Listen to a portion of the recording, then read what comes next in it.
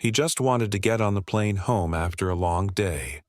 A first-class ticket he had bought with his own hard work. And yet, in front of everyone, he was asked to leave his seat, as if his presence was a mistake that needed to be corrected. A black CEO, a valuable human being, treated as if that value did not exist. At that moment, he was faced with a choice that any of us can face. Either stay silent and let things pass like every other time, or face up to protect what is right, even though he knows that the price to pay can be very high. If it were you, when you were being disrespected, right where you deserved respect, what would you do? Would you bow your head and let it be over? Or would you stand up for yourself? And for those who have never dared to speak up, join me as we enter the story of a man who chose to confront, a man who turned pain into power, and with one decision, changed the entire airline industry. Before we begin, if you find this story touching, please like, share, and subscribe to the channel to join us on the next emotional journey.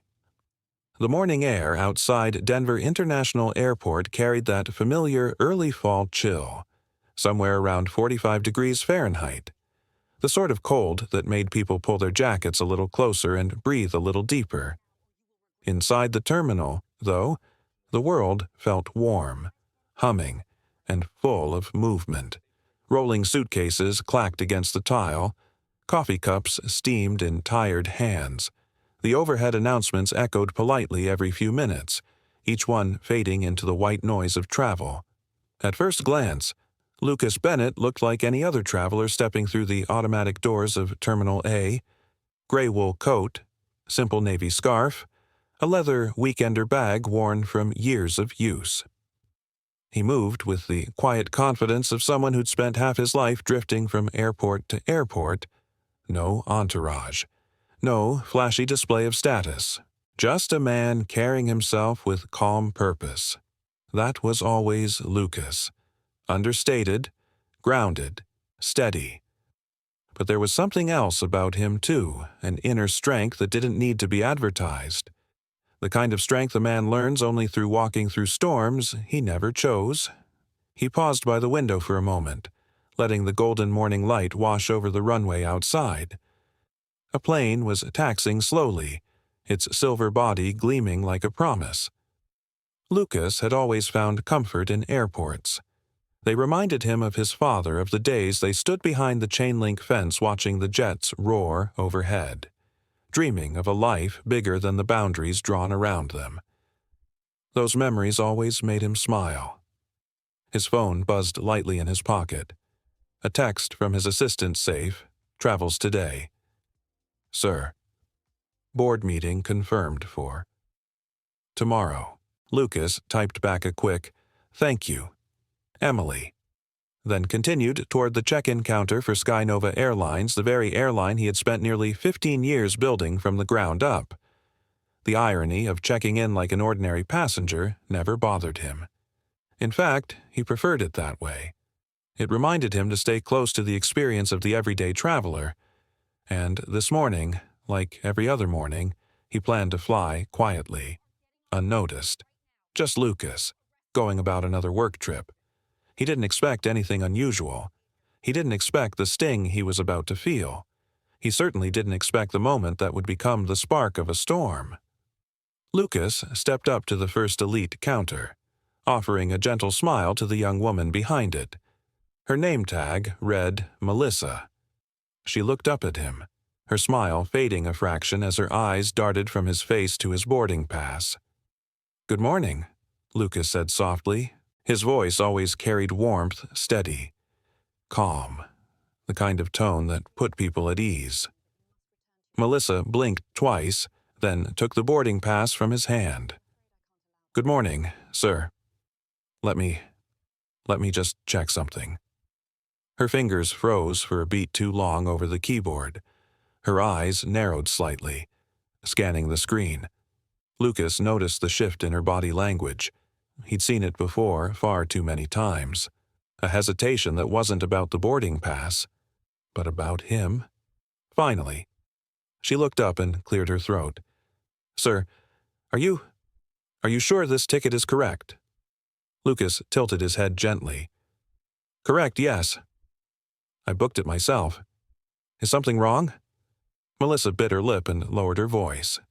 It's just, we don't usually see passengers like, well. She trailed off awkwardly, her face flushing. Passengers like him. Lucas felt the sting before the words fully formed, but he stayed still. Calm. Carrying himself the way his father had taught him, never give your anger to someone who already misunderstands you. I'm in First Elite cabin, he said, nodding reassuringly. Everything should be in order. Melissa swallowed. Right. Yes. It's just a moment. Sir. She leaned toward her colleague and whispered, too quietly for most people to hear, but not too quiet for Lucas. His ears caught the fragmented murmur. First Elite. Profile doesn't match. Maybe reassign. Profile. Reassign. Doesn't match. He knew these words. He'd fought against these words his entire life. Melissa returned with a strained smile. Sir, I'm afraid there might be an issue with your seat. Could you wait to the side for a moment? Her tone was polite enough, but the meaning was clear. Lucas stepped to the side, placing his bag calmly by his feet. He could feel the familiar tremor of emotion rising in him, something between hurt and disappointment, but he pushed it down gently. Don't jump to conclusions, he told himself. Maybe it's just a mistake. Maybe it's nothing. Across the counter, the two employees whispered again. One kept glancing in Lucas's direction. The other shook her head. A phone call was made. Another prolonged pause.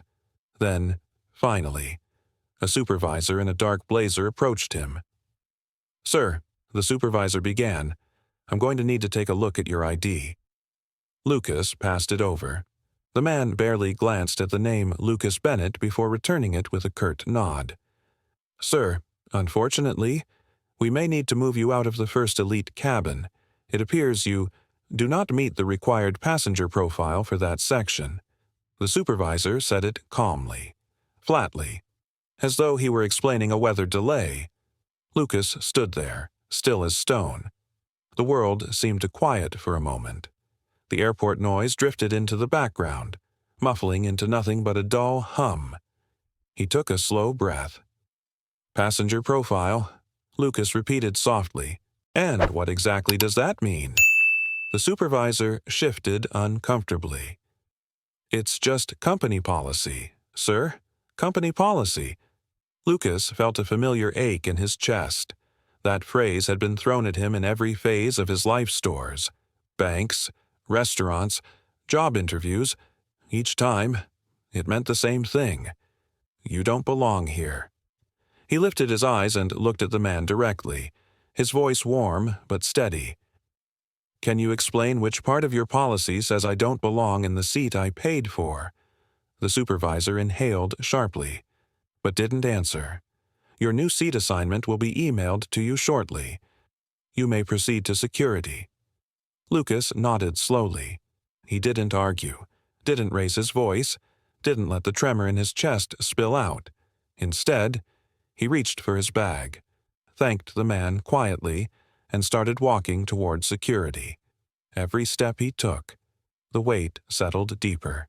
He felt the old bruises of memory stir his father being mistaken for a janitor when he was actually a certified aircraft mechanic. His mother being asked if she was in the right line when applying for a supervisory role. The sting of his own early years. Being told he was too ambitious for someone like you. He had fought through all of that. He had risen above it. He had built an entire airline. And yet, here he was, still being judged by the color of his skin at the airline he created. As he moved through the terminal, the morning sunlight spilled across the polished floor, reflecting off the wide windows. People passed by him laughing, rushing, living their own stories. To them, he was invisible, just another face in the crowd. But inside, Lucas felt something stirring, a shift, a quiet storm. This wasn't just about a seat. It wasn't just about him. It was about something deeper, something breaking inside a system he trusted. A system he built. A system that was failing the very people it claimed to serve. And as he walked toward Gate C-22, the first spark of resolve began to form. Whatever was happening today, he wouldn't let it continue tomorrow. Not under his watch, not in the sky he grew up dreaming about, not in the airline he dedicated his life to. This moment, this sting, would not end here. It would begin something bigger, something necessary, something that would change everything. The walk from the security checkpoint to the central concourse felt longer than usual. It was only a few hundred feet, yet every step carried a heaviness that sank a little deeper into Lucas Bennett's chest. The morning bustle around him flowed like a river, people weaving past each other with practiced grace, eager to reach their gates. Lucas moved with them, but inside he felt strangely apart, like a passenger trapped behind the glass watching life unfold on the other side. He found a quiet corner near a long window overlooking the runways. A small cafe buzzed nearby, its rich scent of roasted beans drifting through the air. Lucas bought a simple black coffee and sat at a table tucked against the wall. He cupped the warm paper cup between his palms, letting the heat anchor him in the moment. Outside, a maintenance vehicle rolled slowly across the tarmac. Beyond it, a jet lifted into the sky, its engines rumbling soft and low through the glass. Lucas watched the plane ascend, and a memory stirred, pulling him gently backward through time. He was 10 years old again, standing beside his father, Samuel Bennett, behind the chain-link fence near the old regional airport in Georgia.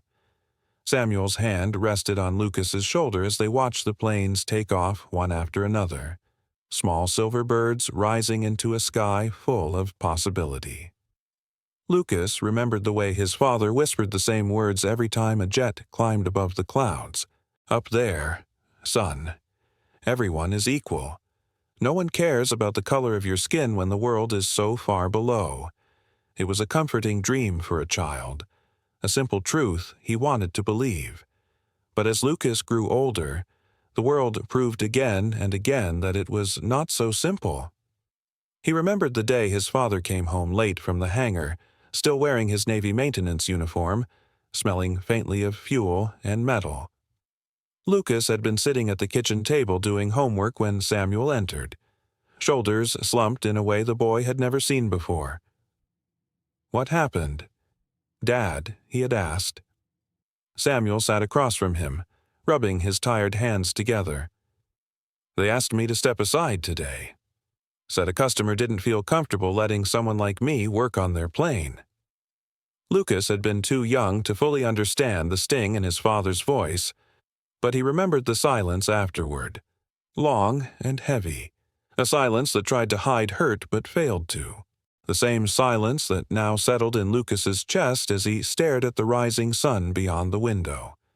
He sipped his coffee, letting the bitterness fill his mouth. He needed a moment to breathe, to gather the thoughts swirling in his mind. A part of him wanted to brush off what happened at the check-in counter as a misunderstanding. He had spent years learning how to choose calm over anger, reason over impulse. But another part of him, a deeper and more honest part, felt the slow burn of something else. Something that had been building for years in the quiet spaces of his memory. Something that whispered, "Enough." He set the cup down and drew a long breath. He thought of his mother, Elaine Bennett, whose voice was softer than his father's but carried a strength all its own. She was a nurse who saw the best and worst in people every day. She always told Lucas that dignity was the one thing a person had to guard fiercely, because the world would find ways to take it if you let it. Elaine would say, "You can forgive ignorance, but you cannot ignore it. You confront it by living with grace. Lucas, never let anyone make you forget who you are." Lucas closed his eyes for a moment, hearing her voice echo within him. It steadied him, reminded him of his roots, reminded him of the long line of people who stood tall before him so that he could walk a little straighter today. He opened his eyes when a family sat down nearby. A father, mother, and their 2 children.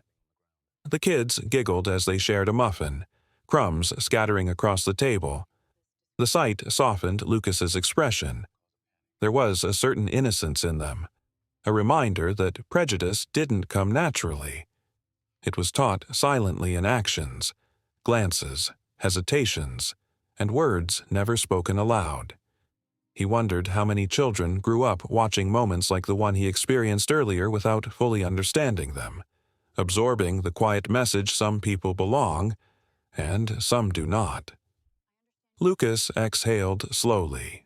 The sting was still there, sharp enough to ache, but it was beginning to settle into something more thoughtful, something he could sit with, something he could learn from. He pulled his boarding confirmation from his coat pocket and looked at it again. First elite cabin, seat 1C, clear as day, paid for, confirmed, rightfully his. Yet he was told he did not meet the profile. The phrase echoed in his mind, bouncing from memory to memory, touching every moment he had been made to feel out of place. Profile, as if a human life could be measured on a scale of acceptability, as if worthiness were something that could be sorted into categories. Lucas pressed a hand lightly against his forehead. He was not a man easily shaken, but this morning had unsettled something deep within him. Not because he was denied a seat.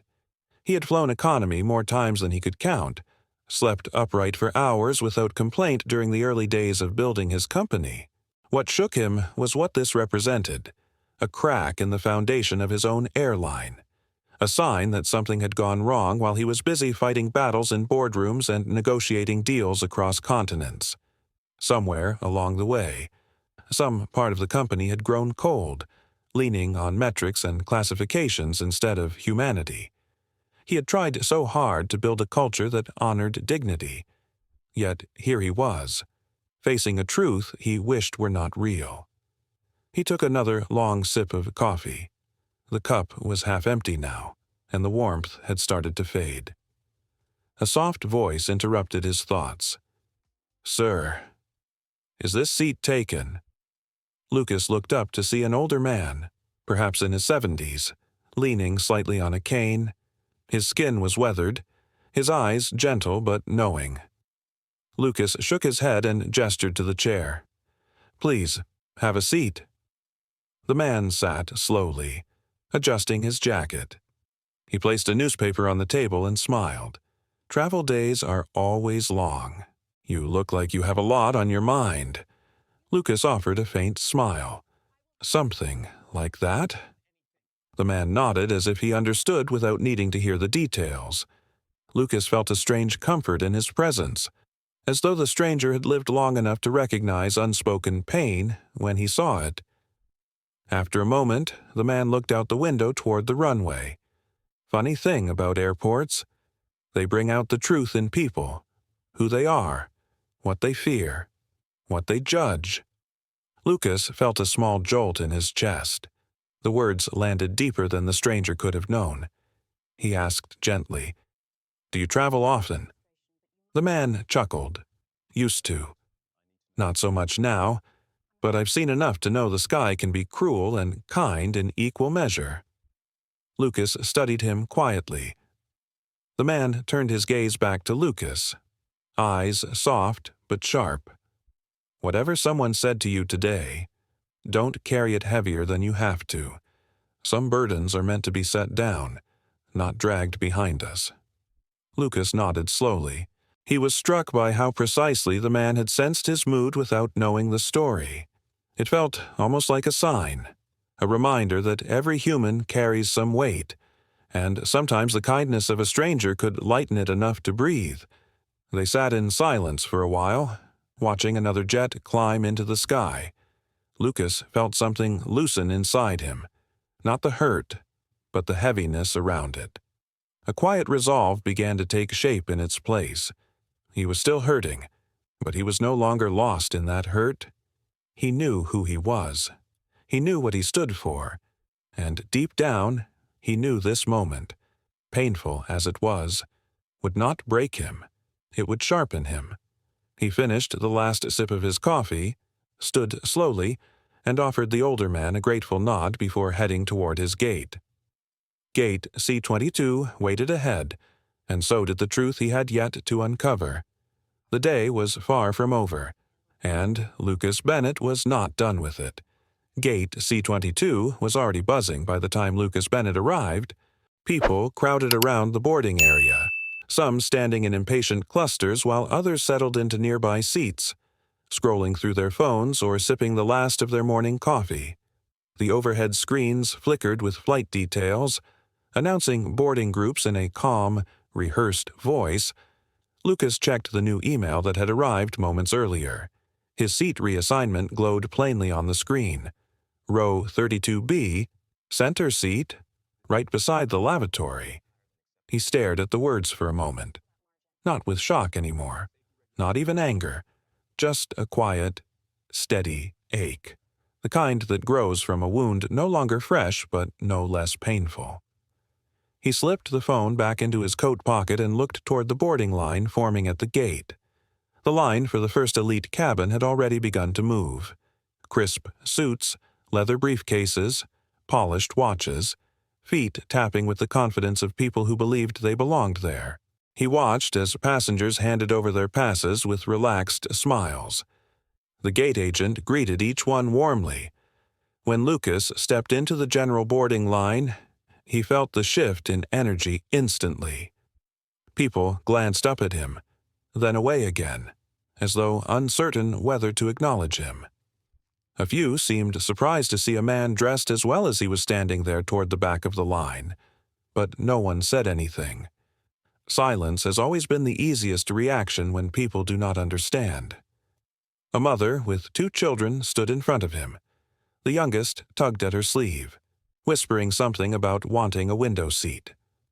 Lucas offered them a kind smile when the mother turned apologetically at the child's excited movements. "It is all right," Lucas said gently. "Travel days are big days for little ones." She smiled, relief softening her features. "Thank you. She just loves the sky." Lucas nodded. "I did too when I was her age." The line moved forward. Boarding passes beeped one after another, and soon Lucas stepped through the gate onto the jet bridge. The hallway was cool and metallic, carrying the distant hum of the airplane already preparing for departure. When he entered the aircraft, a wave of warmth washed over him, mixed with the scent of strong coffee and the faint aroma of fresh disinfectant.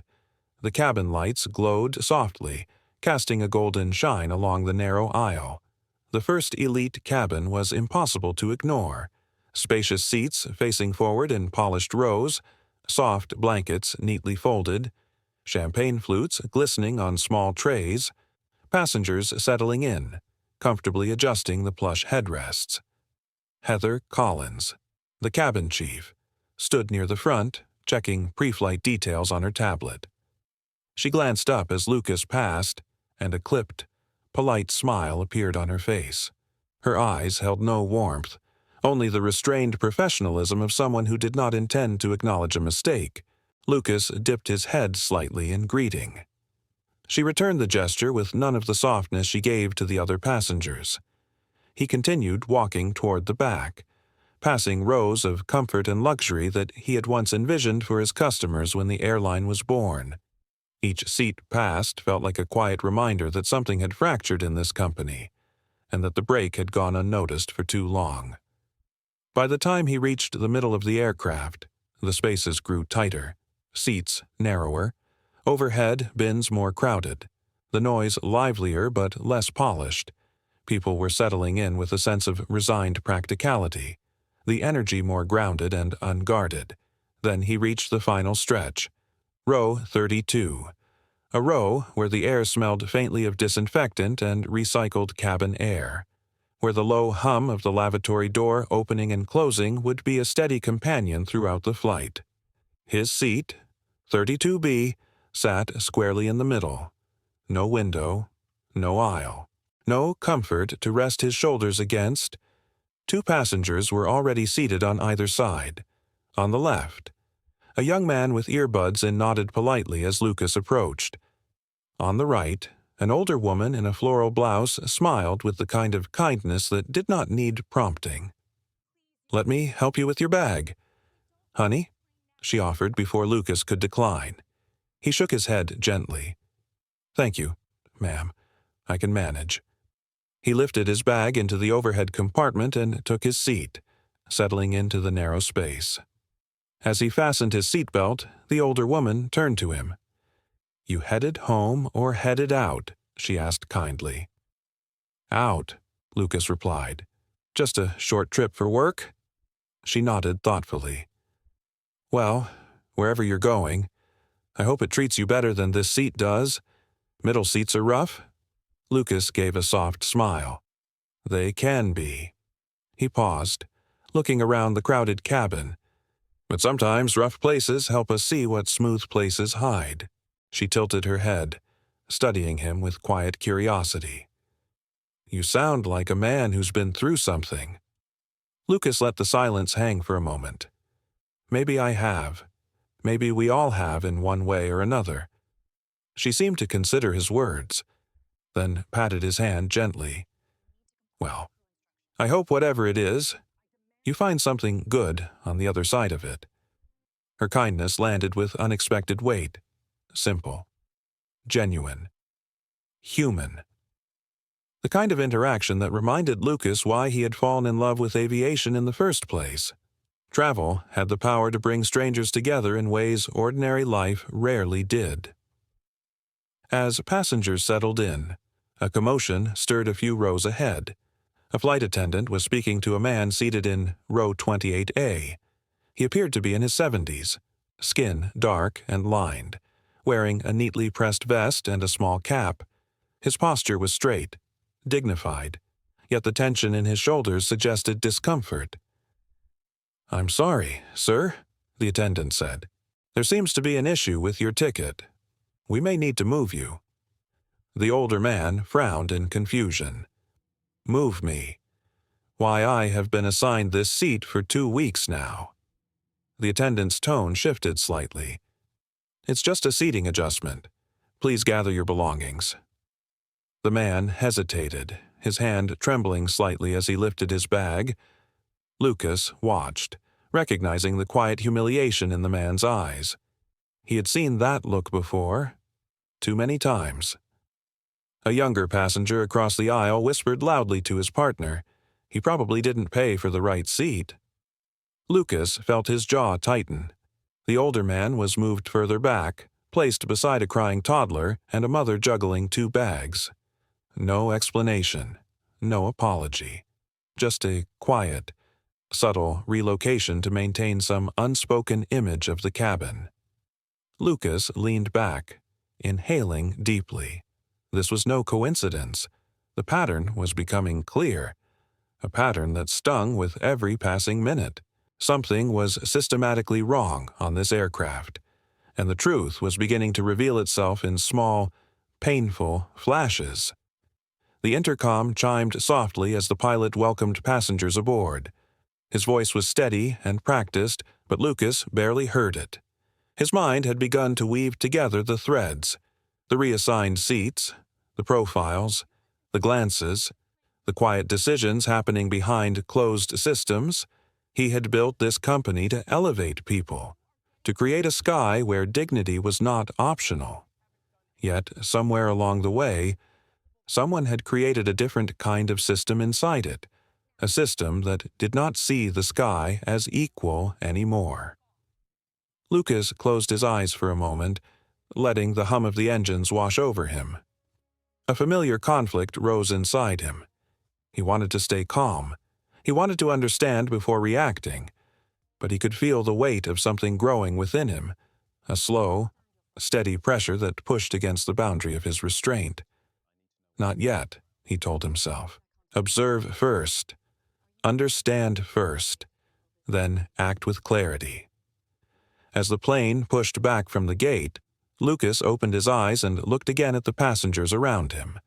The older woman beside him gave him a reassuring smile, as if sensing the deep currents moving beneath his quiet surface. Lucas returned the smile faintly. He did not know it yet, but the next hours would unravel truths far beyond the sting of a reassigned seat, and the moment would come when calm observation would no longer be enough. For now, he waited. For now, he watched. For now, he listened to the quiet cracks forming in the sky he had always believed in. The aircraft continued taxiing across the long stretch of concrete, the engine swelling in a low, steady pulse that carried through the cabin. The vibration beneath the floor seemed to rise into Lucas Bennett's spine, grounding him in the moment even as his thoughts drifted far beyond the narrow seat of 32B.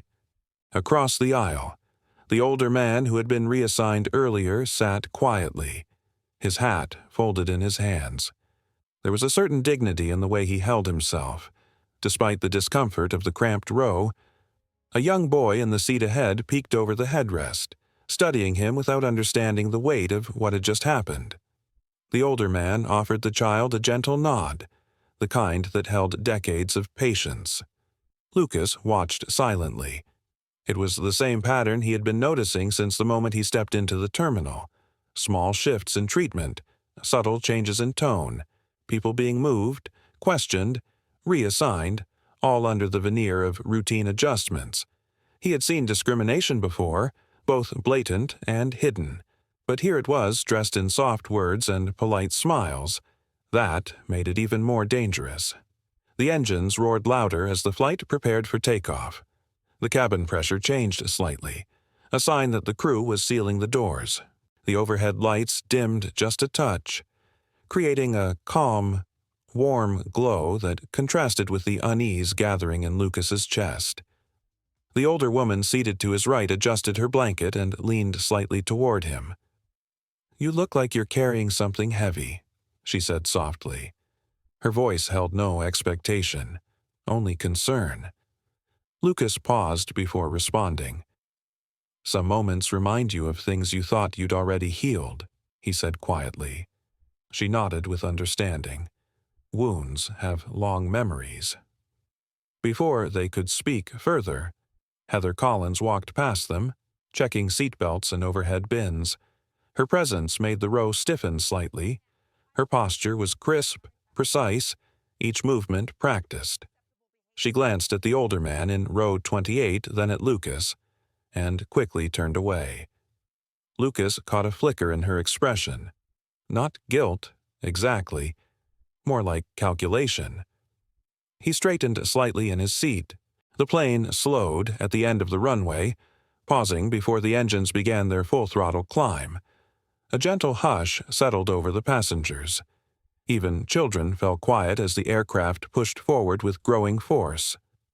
The cabin pressed back as the plane lifted into the air, rising above the city below. Lucas focused on his breathing, letting the motion of the ascent settle his mind. He had flown enough times to know that clarity often came at altitude, where the ground seemed small and the world felt wider. Yet today, clarity felt far away. His thoughts drifted to the faces of those who had been moved, the confusion, the embarrassment, the quiet shame that came from being told without words that they did not belong. He thought of the moment he himself had been redirected, his first elite seat taken without explanation. That familiar sting from childhood resurfaced. He had not felt it this sharply in years. Once the plane leveled off, the seatbelt sign chimed softly and the cabin began to stir. People reached for their tablets. Someone opened a book. A baby cried briefly, then quieted in its mother's arms. Lucas sat still, letting the atmosphere settle into its usual rhythm. A young flight attendant walked down the aisle offering water. She stopped at Lucas's row, her tone gentle. "Would you like something to drink?" Sir Lucas accepted the cup with a small smile.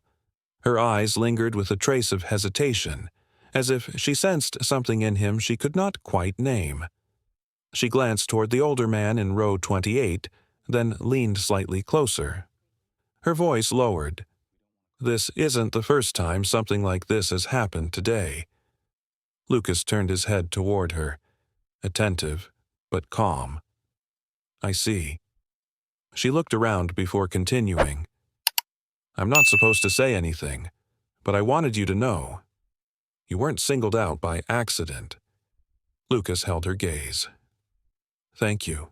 She gave the slightest nod, then continued down the aisle, offering drinks to passengers who barely noticed her presence.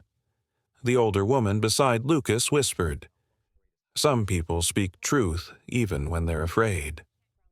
Lucas looked at her with quiet appreciation. Yes, they do. As the minutes passed, more small details revealed themselves. A man of South Asian descent in row 20 raised his hand to ask for assistance, only to be ignored twice before someone finally acknowledged him. A black woman with neatly braided hair struggled to fit her carry-on into the overhead bin, and the first 3 passengers who saw her turned away before a young teenager offered to help. Lucas watched it all, piece by piece. The pattern was no longer subtle. He leaned back slightly, allowing his thoughts to settle. He had seen discrimination in corporate policies before, sometimes hidden in algorithms, sometimes wrapped in language that sounded neutral, sometimes disguised as optimization. And too often, those who experienced its impact were told it was nothing more than coincidence.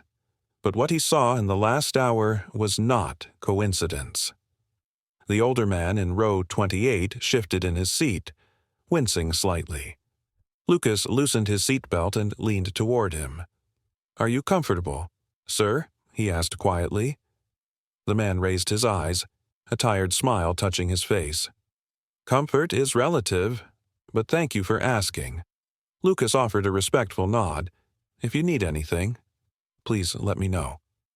The man studied him for a moment. You're kind. Most people don't see strangers anymore. Lucas understood the meaning behind those words. He returned to his seat, feeling the engines hum beneath them as the flight drifted steadily westward. The clouds outside glowed softly, tinted by morning sunlight. For a few quiet moments, the sky seemed peaceful. But Lucas's mind kept turning. The young attendant's warning echoed in his thoughts. Not the first time today. Those simple words carried a gravity that shook something inside him. He remembered his father's voice again. Fight by standing tall, not by yelling, but fight. Lucas closed his eyes, letting the soft hum of the engine settle around him. His breathing deepened. Somewhere within, the conflict he had been wrestling with since morning grew sharper. There was a dividing line forming. On one side was patience, understanding, restraint. On the other side was the call to confront what needed confronting. He had spent years choosing the first road, but the second road had begun calling him louder with each passing minute. The older woman beside him spoke gently, as if reading the storm within him. You know, there comes a moment when staying silent hurts more than speaking up. Lucas let the words sink in. She was right. His silence had protected him for years, but perhaps it had allowed something harmful to grow unchecked in the very company he led. He straightened slowly in his seat, the soft click of his spine shifting, marking the movement. He felt clearer now, not enough to act yet, but enough to know that action would be necessary.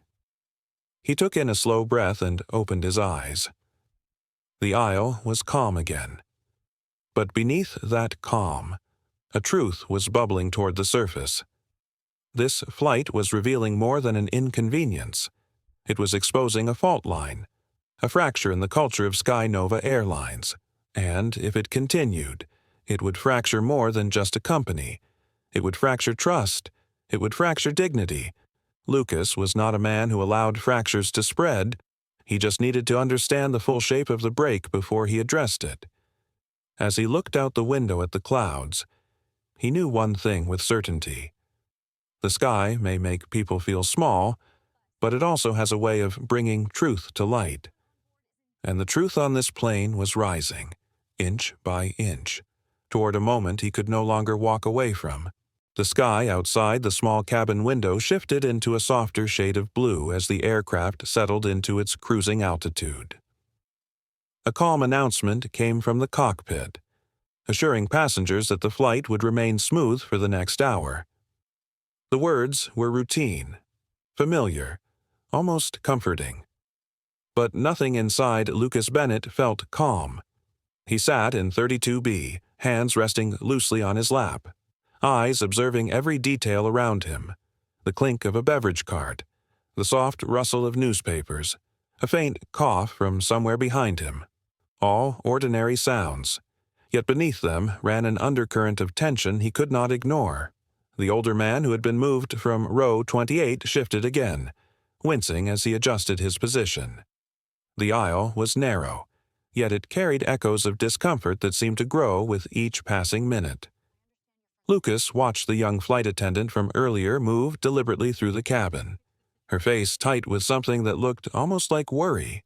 Each time she passed his row, she seemed to glance briefly toward him, as though checking that he still sensed the truth she tried to reveal. Further ahead, Heather Collins spoke quietly with another crew member. Her voice was low, but her posture had sharpened, as though she had begun to notice the unrest building around her. Lucas took a slow breath. He had always believed in understanding the whole picture before confronting a problem. And now, as he observed the cabin, he saw more pieces falling into place. A young Latino father traveling with his son received a curt response when he asked for an extra cup. A Middle Eastern student, soft-spoken and polite, waited nearly 15 minutes before a request for water was acknowledged.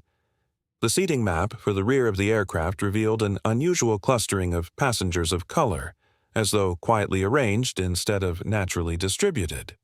It was a pattern, one that was becoming impossible to ignore. The older woman beside him touched his arm gently. "You're seeing it too," she whispered. Lucas nodded. "Yes. And it's not isolated." She looked toward the front of the cabin, her eyes narrowing ever so slightly. "Something is wrong with the way choices are being made on this flight." Lucas felt a quiet resolve settle more firmly in him. The time for passive observation was nearing its limit. A commotion stirred several rows ahead. A teenage girl was standing near her seat, frustration etched across her face. Her mother spoke with a sharp tone that carried confusion rather than anger. "We booked seats together." "Why were we separated?" the mother asked. Heather approached them with a polished smile that felt cold under the surface. "We had an unexpected system update earlier. Some seats were reassigned automatically." The teenager responded quickly. "But we checked in early. We were supposed to be side by side." Heather's smile tightened. "Ma'am, the reassignment was standard procedure."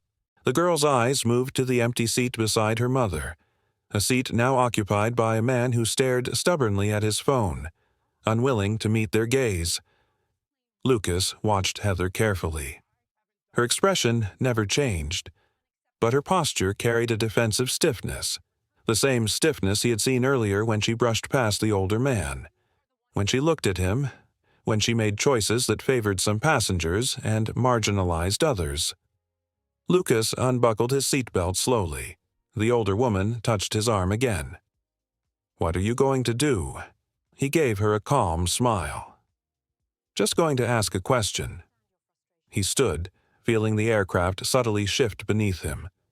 The aisle was narrow but passable. Passengers glanced up as he walked forward, curiosity flickering in their eyes. Heather noticed him approach. Her back straightened instantly.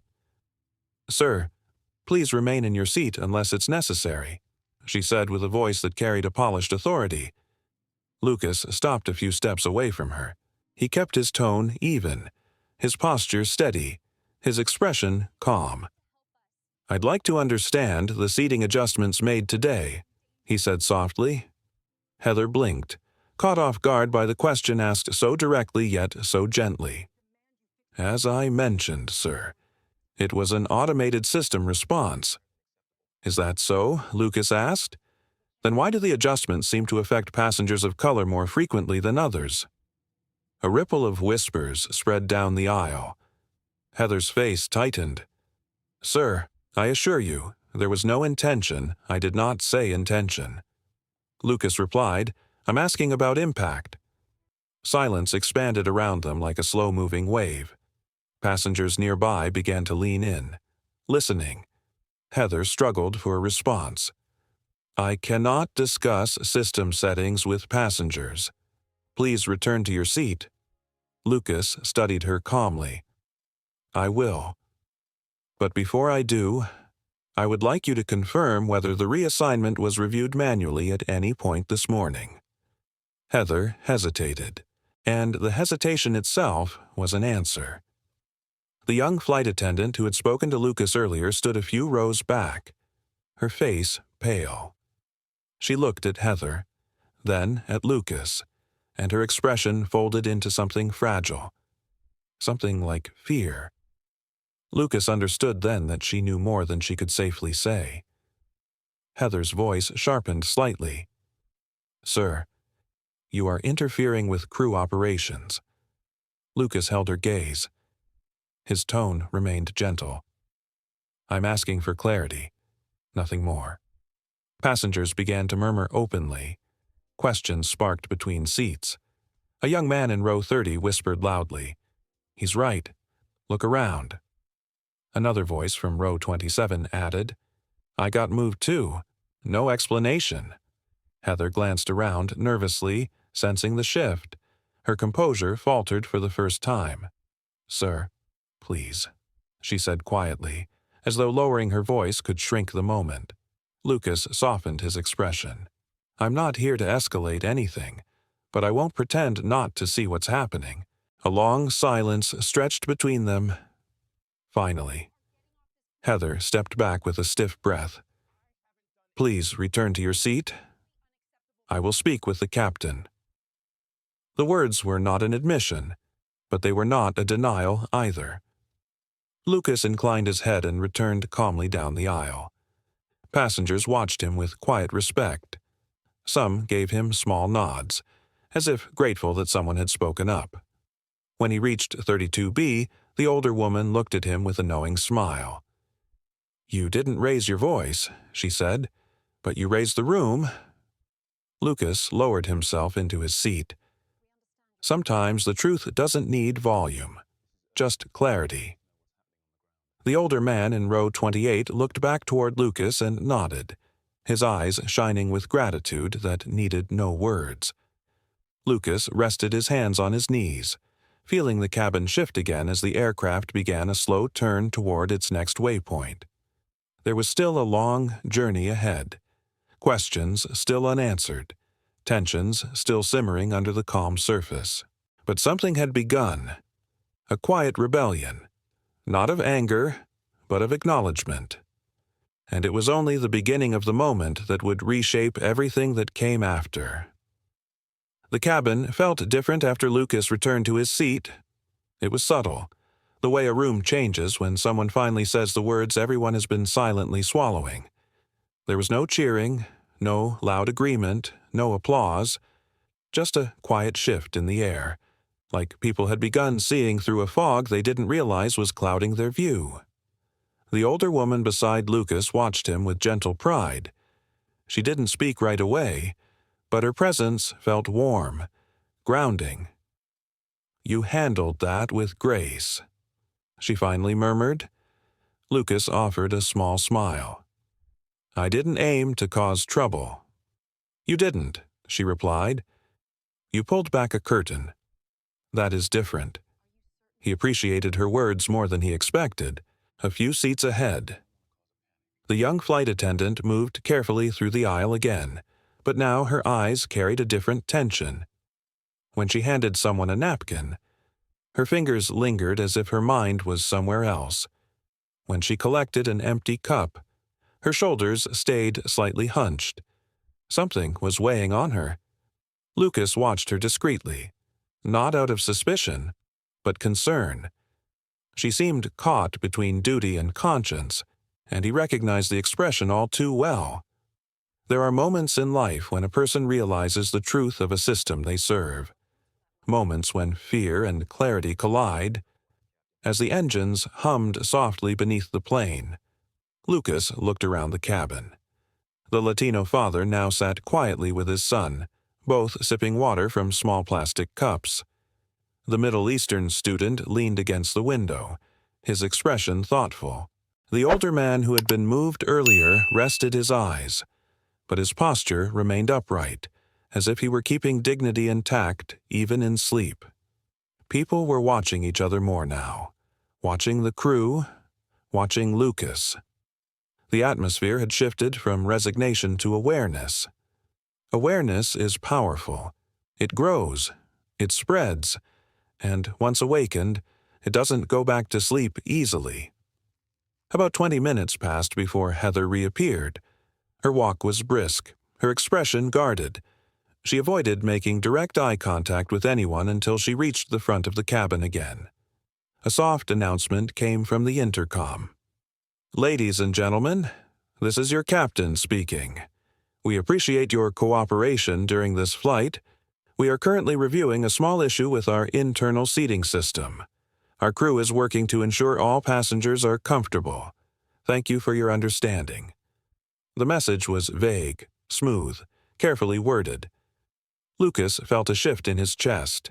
It was not anger, not satisfaction, something more complex. Like hearing a song where the melody was right but the harmony underneath was slightly off. The older woman whispered, "He didn't say the truth." "No," Lucas said quietly. "But he opened a door." She nodded. "Sometimes that is where change begins." Moments later, the young flight attendant approached Lucas's row again. She leaned down discreetly. "Sir," she said softly, "the captain wants to speak with you after we land." Lucas raised an eyebrow, calm and steady. "All right." Her voice quivered slightly as she continued. "I just want you to know. What you said earlier reached people, including me." Lucas studied her face, seeing the conflict within her. "You don't have to explain anything," he said gently. "But I want to," she whispered. "I can't say more now. But please, don't think your words were wasted." She stepped away quickly, as if afraid someone had seen her linger too long. Lucas watched her go, feeling a heaviness inside him shift again, settling into something more grounded, something steady. The aircraft continued its silent journey westward, cutting through the morning sky. Sunlight streamed through the windows, casting long beams of gold across the cabin. It painted the worn carpet, the seats, the passengers with a warmth that felt almost symbolic. For a brief moment, the sky looked as peaceful as he remembered from childhood, but peace in the sky often hides turbulence beneath. About halfway into the flight, a small tremor shivered through the cabin. The plane jostled gently, enough to make the overhead lights flicker for a second. The pilot came on again. "Just a little air pocket, folks. Nothing to worry about." People murmured quietly, but the tension faded as the plane steadied. Lucas closed his eyes, letting the mild vibration settle him. But in that quiet, an old memory surfaced uninvited. He saw his father again, years ago, standing in their small kitchen after a long day at the hangar. Samuel had been holding a coffee mug, staring into it as though searching for something at the bottom. Lucas, only 17 then, had asked what was wrong. His father's voice had been calm, too calm. Sometimes a man learns that even when he's earned his place, the world will try to move him anyway. Lucas remembered how those words had settled into him like stones in a riverbed, sinking deep but shaping the flow of his life. Today, he felt those stones again. When he opened his eyes, the young student in the nearby row caught his gaze and offered a timid smile. Lucas returned it, sensing the unspoken bond between those who recognize the subtle injustices unfolding around them. The older woman beside him shifted slightly. "You're thinking deeply." "I am," he admitted. "Sometimes old truths return when new ones rise." She gave a soft, thoughtful hum. Life has a way of circling back until we face what we've been avoiding. Lucas considered her words. Then something unexpected happened. Heather stopped beside row 32. She looked directly at Lucas for the first time since their confrontation. Her face had changed. The stiffness was gone, replaced by something harder to define. Not softness, not apology. Something like uncertainty or introspection. "Sir," she said quietly, "I will bring you a fresh beverage in a moment." Lucas nodded politely. "Thank you." She turned to leave, but lingered for a heartbeat, as if wrestling with something she wanted to say but could not. Then she walked away, her shoulders slightly slumped. Lucas exhaled slowly. The cracks were spreading, not cracks of destruction, cracks of awareness, the kind that change slips through. A few minutes later, the young flight attendant returned with a tray. On it was a fresh bottle of water, and something else that surprised him. A small slip of paper folded neatly. She placed the tray on his armrest, her voice almost a whisper. "For you. When you have a moment." Lucas picked up the note as she stepped away. He unfolded it carefully. In small, tense handwriting were the words, "I need to tell you something important." But not here. His breath caught for a second. The older woman leaned closer subtly. "So the truth is, looking for you." Lucas's voice was quiet. "It seems so." He folded the note and placed it in his coat pocket, his mind already turning. Whatever she wanted to reveal, it was something she feared to speak aloud, something significant, something nearing the heart of the pattern he'd been witnessing. And if that was true, the next hours would reshape much more than this flight. Lucas settled back into his seat, letting the hum of the plane wash over him once more. He had sensed a fracture earlier. Now, he felt something even deeper. A truth inside this aircraft was pushing toward daylight, and daylight was getting closer. The folded slip of paper in Lucas Bennett's pocket felt strangely heavy, as though its thin edges carried more weight than the metal hull surrounding them. A message written in hurried strokes, a quiet plea for a meeting. And beneath those simple words, the unmistakable tremor of fear. He rested his fingers against the fabric of his coat for a moment, letting himself absorb the gravity of it. Whatever the young flight attendant wanted to say, it mattered, and it would not be easy for her to speak. The engines whispered steadily beneath them.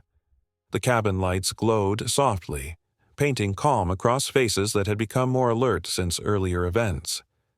People read books or tapped gently on screens, but their eyes lifted often, checking the aisle, checking the crew, checking Lucas. Awareness had grown roots. Lucas's seatmate, the older woman in 32C, glanced at him with quiet curiosity. "You look like a man preparing for a conversation that will change something," she murmured. Lucas offered her a warm, steady smile, or at least reveal something new. She nodded. Truth is like a lantern. Even one small flame can show the cracks in a room. He absorbed her words. They felt true. A moment later, the young flight attendant passed discreetly down the aisle, pretending to check seatbelts and tray tables, but her eyes flickered toward Lucas for the briefest second. Not a signal, yet enough to tell him the moment was getting closer. She dared not approach again. Not with Heather nearby. Heather had become sharper since the incident in the aisle. She watched the cabin more intensely now, her steps purposeful, her glances quick. It was the behavior of someone who felt control slipping and was trying to collect it back into her hands. Lucas leaned back into his seat, studying her with careful eyes. He didn't judge her, but he recognized something deeper in her posture. Pressure, fear, the kind that makes people cling to authority instead of compassion. A soft tremor of turbulence rippled through the plane. Not violent, just enough to make the overhead panels creak lightly. The passengers tensed for a moment, then relaxed again as the plane steadied. Travel has a way of amplifying emotions. In the sky, the heart beats a little louder. The mind stirs a little deeper. Lucas turned his attention to the front of the cabin, wondering how he might speak privately with the young flight attendant. It would have to be subtle, safe for her. He knew too well what it meant to risk something in silence. A memory surfaced. He was 24, newly promoted, walking into a meeting room where he was the only black executive among a dozen colleagues. The conversations paused the moment he entered. Not hostile, just surprised, uncertain, people unsure where to place him. He remembered telling himself then, "Stand tall. Your presence is earned." He carried that discipline now. A gentle tap on his elbow drew him back into the present. The older woman leaned close. "If she wants to talk to you," she whispered, "give her a chance. Courage often comes in small, trembling steps." Her words settled warmly in his chest. A half-hour later, the beverage service began again. Heather instructed the crew to follow a new pattern, one that seemed more rigid, as if she were trying to re-establish order, but rigidity creates cracks. And Lucas noticed more of them now. The young flight attendant approached Lucas's row with the cart. Her hands trembled ever so slightly as she set a cup of water on his tray table. When her fingers brushed the edge of the tray, she whispered so softly that only Lucas could hear. "After the cabin lights dim, back galley. 2 minutes." She moved on quickly, leaving no trace of the message beyond the faint tremor of her breath. Lucas inhaled slowly. The older woman beside him whispered, "The truth is knocking." He nodded gently. He could feel it, too. A hidden story was stirring just behind the curtain, something buried, something she feared enough to hide in shadows. The aircraft cabin quieted as the sun shifted above the clouds, casting soft beams through the windows. People grew restful. Some closed their eyes. The hum of conversations dropped to a low murmur. Then the overhead lights dimmed gradually, signaling the transition to the quiet portion of the flight. Lucas waited 2 minutes exactly. No more. No less. Then he unbuckled his seatbelt with slow precision, careful not to draw attention. The older woman gave him an encouraging nod as he stood. "Go on," she whispered. "Some moments are chosen for us." Lucas stepped into the aisle with measured calm. His stride was steady, his expression neutral. A few passengers looked up, but most were too absorbed in their own thoughts to question his movement. Near the middle of the cabin, he passed the older man from row 28. The man opened his eyes briefly, watching Lucas with a knowing look. A silent blessing, a quiet wish for strength. As Lucas neared the rear galley, he noticed the curtain was partially drawn. A thin line of warm light spilled onto the carpet. He stepped through quietly. The young flight attendant stood inside, hands clasped tightly, shoulders lifted with nervous tension. Her eyes darted once toward the cabin behind him, then back to Lucas. "Thank you for coming," she whispered, voice trembling. Lucas softened his expression, lowering his voice. "Take your time. You're safe here with me." Her breath hitched. She looked down at her hands, trying to steady them. I didn't know who else to tell," she said. "But when you spoke in the aisle earlier, I realized you might understand." Lucas waited gently, offering silence as space for her courage to grow. She swallowed. "This isn't random. None of it. The seat changes. The reassigned passengers. The way people are clustered. This is not a system glitch." It's an internal priority protocol. Lucas felt a quiet chill trace his spine. Explain. She looked around once more before continuing, voice barely above a whisper. There's a profile filter in the check-in system. I've seen it activate before. It sorts passengers into silent tiers, based on risk indicators, based on appearance, based on unspoken criteria. Her breath trembled again. Passengers of color are flagged more often, not officially, not by name, but by pattern. Lucas met her eyes, steady and calm. Who created this protocol? She shook her head. I don't know the full chain, but some crew have been told to follow it, Heather included. Lucas inhaled slowly, processing each word, and the reassignment this morning. Her lips pressed into a thin line. Intentional.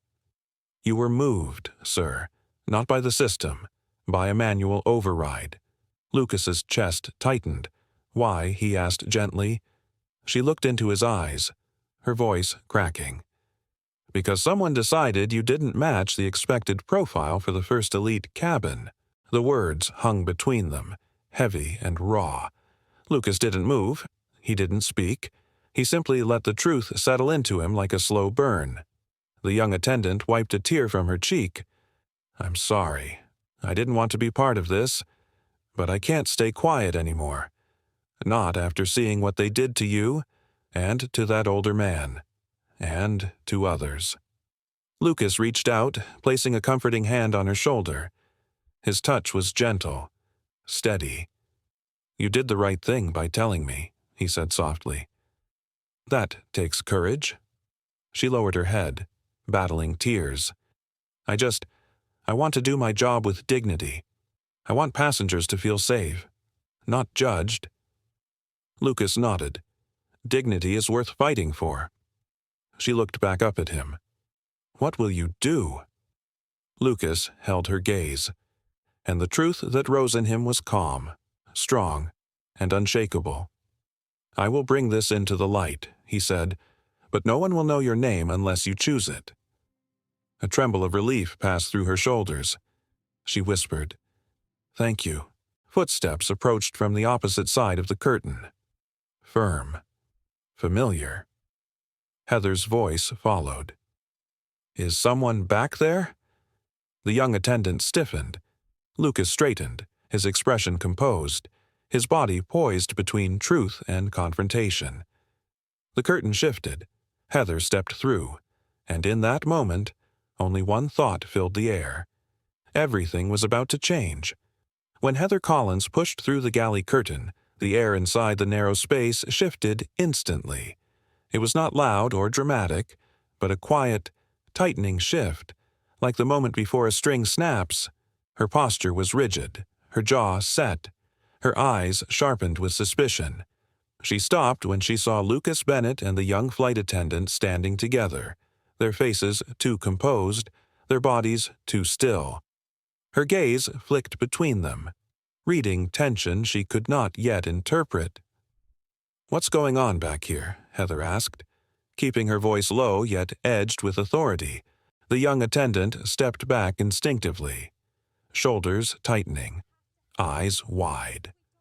Lucas felt her fear like a tremor running through the small space. She had taken a risk coming forward, a risk that could cost her career if exposed prematurely. Lucas turned to Heather with calm steadiness. I came back to stretch my legs, he said simply.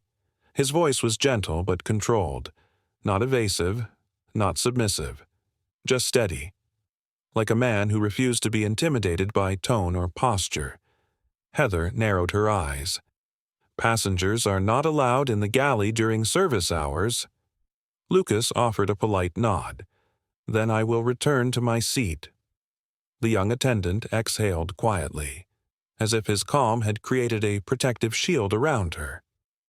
Heather's gaze stayed locked on Lucas for a long, tense moment.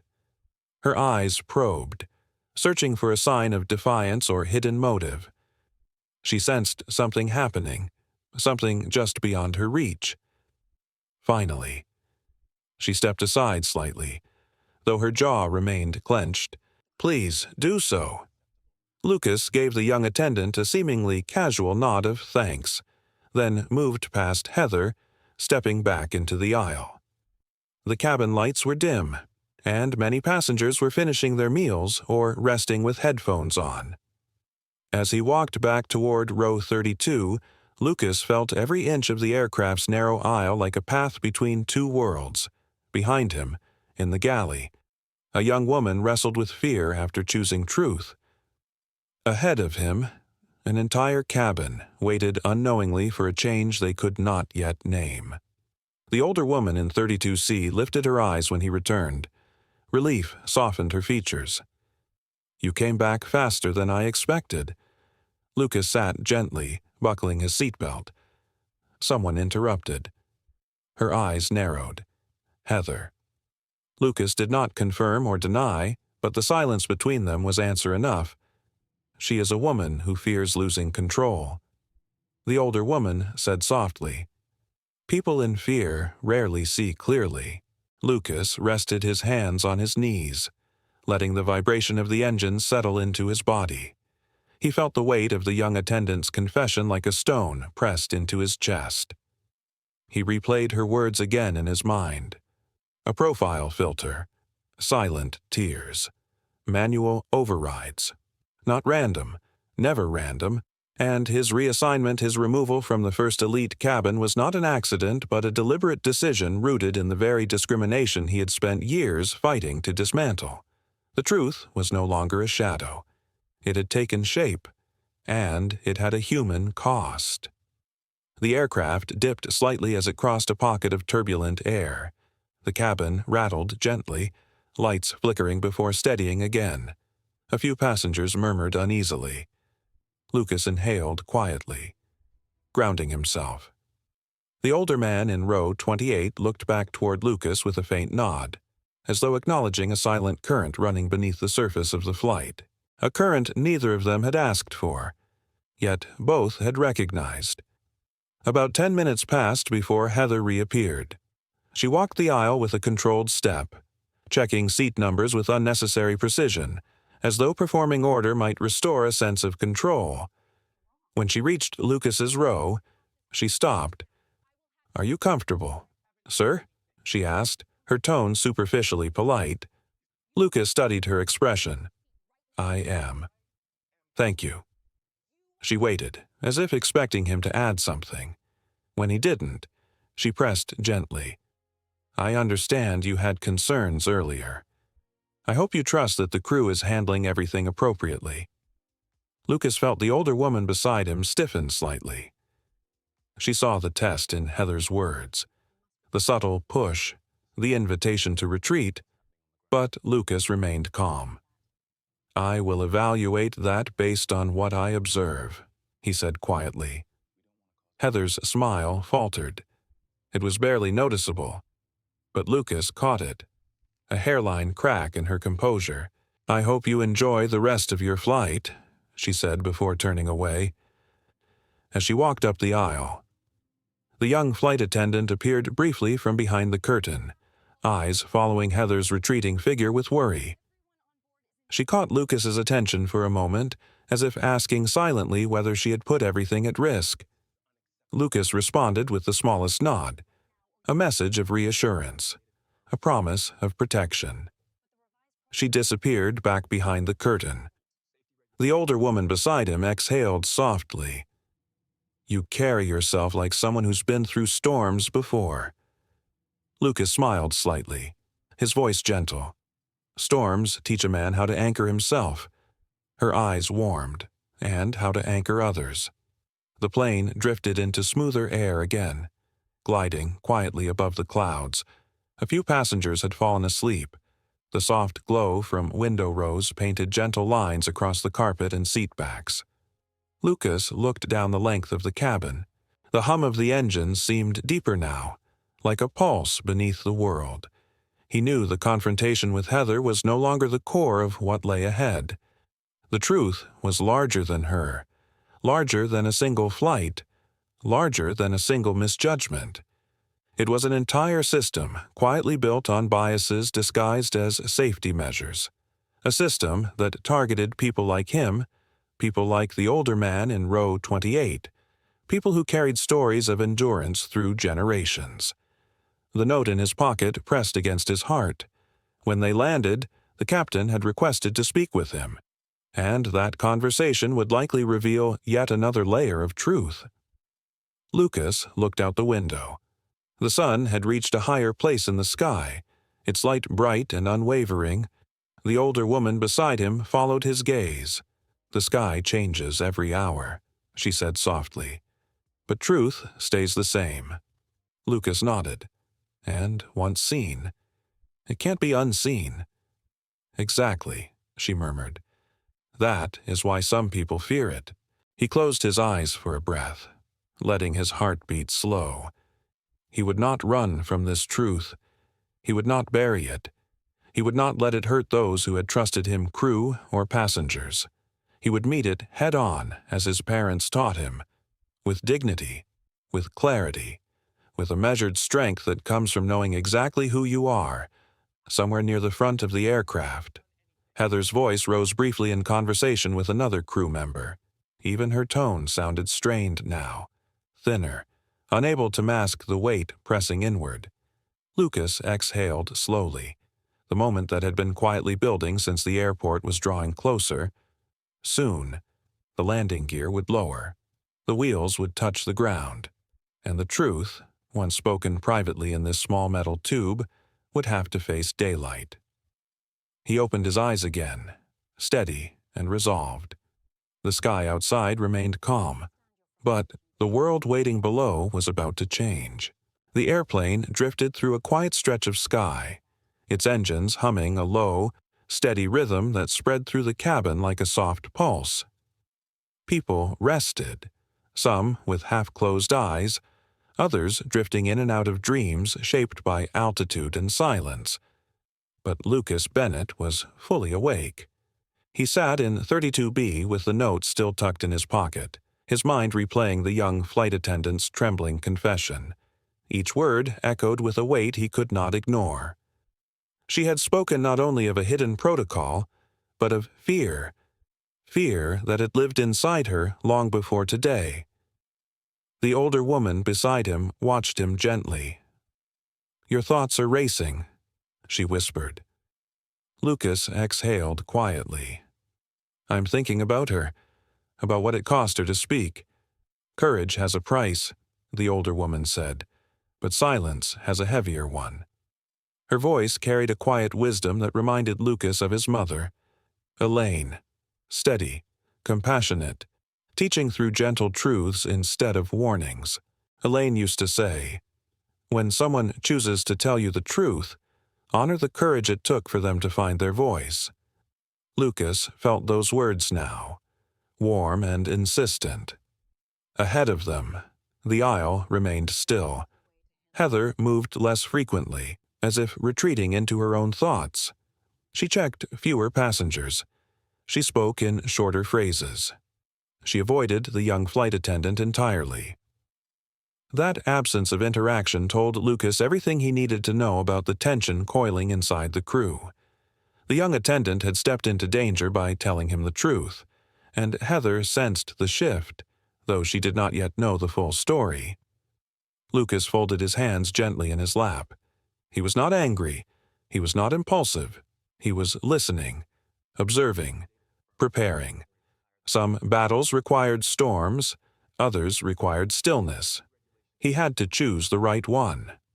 A soft chime signaled the start of another service round. The crew pulled the beverage cart from the front galley, wheels clicking softly against the aisle floor. The young flight attendant appeared again, but her movements were slower now. Her gaze lowered. The timidity in her posture struck Lucas deeply. She carried the air of someone balancing on a narrow ledge between duty and conscience. As she passed Lucas's row, her eyes flickered toward him. In that brief moment, he felt her silent plea for reassurance. He gave her a small nod. Calm, steady, a promise. Her shoulders softened just slightly before she continued on. The soft murmur of the cabin grew as passengers accepted drinks or adjusted blankets. The moments stretched gently, but beneath the surface, something was building, something inevitable. A few rows ahead, the older man from row 28 stirred awake. He looked around with mild confusion, then caught Lucas's eyes again.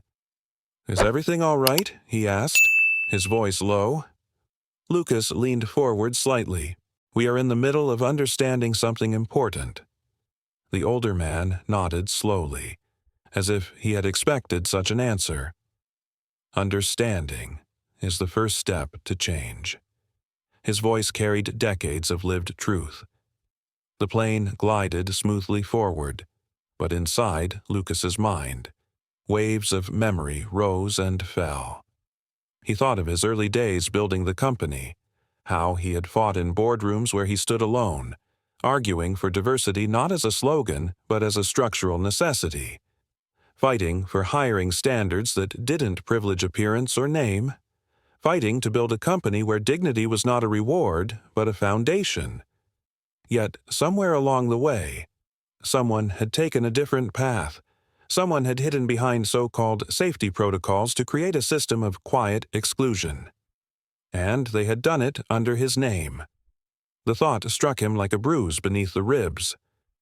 The older woman beside him placed a light hand over his. "You cannot carry all the blame," she said softly, reading his expression with uncanny clarity. Lucas turned to her. "Leadership means accountability." "Yes," she replied, "but accountability does not mean self-punishment. It means choosing what you will do next."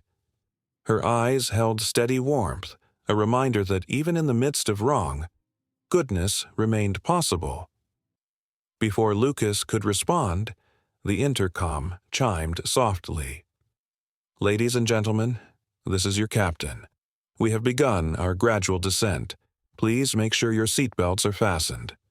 A subtle shift moved through the cabin as people straightened, tucked away tablets, folded blankets. The sky outside grew brighter, the clouds below forming soft white plains. Lucas looked out at the light breaking through, a symbol of what waited on the ground, clarity or confrontation, perhaps both. Heather walked the aisle again, this time slower, her expression drawn and tense. When she reached Lucas's row, she paused. "Sir," she said carefully, "if you need anything before we land, let me know." Lucas met her eyes calmly. "Thank you. I'm fine." She held his gaze a moment too long, then offered a tight smile before moving on. The smile wasn't sincere. It wasn't even polite. It was wary. She knew something was unraveling.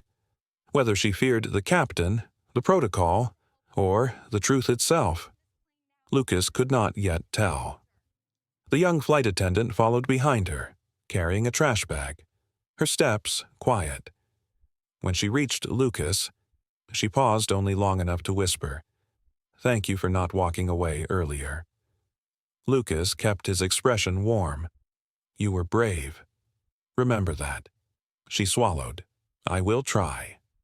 As she moved on, he saw her shoulders lighten just a bit. The airplane continued descending, the cabin groaning softly under the shift in pressure. Passengers straightened their posture. The world beneath them grew closer, the ground rising toward the belly of the plane. But something else rose with it. Resolve.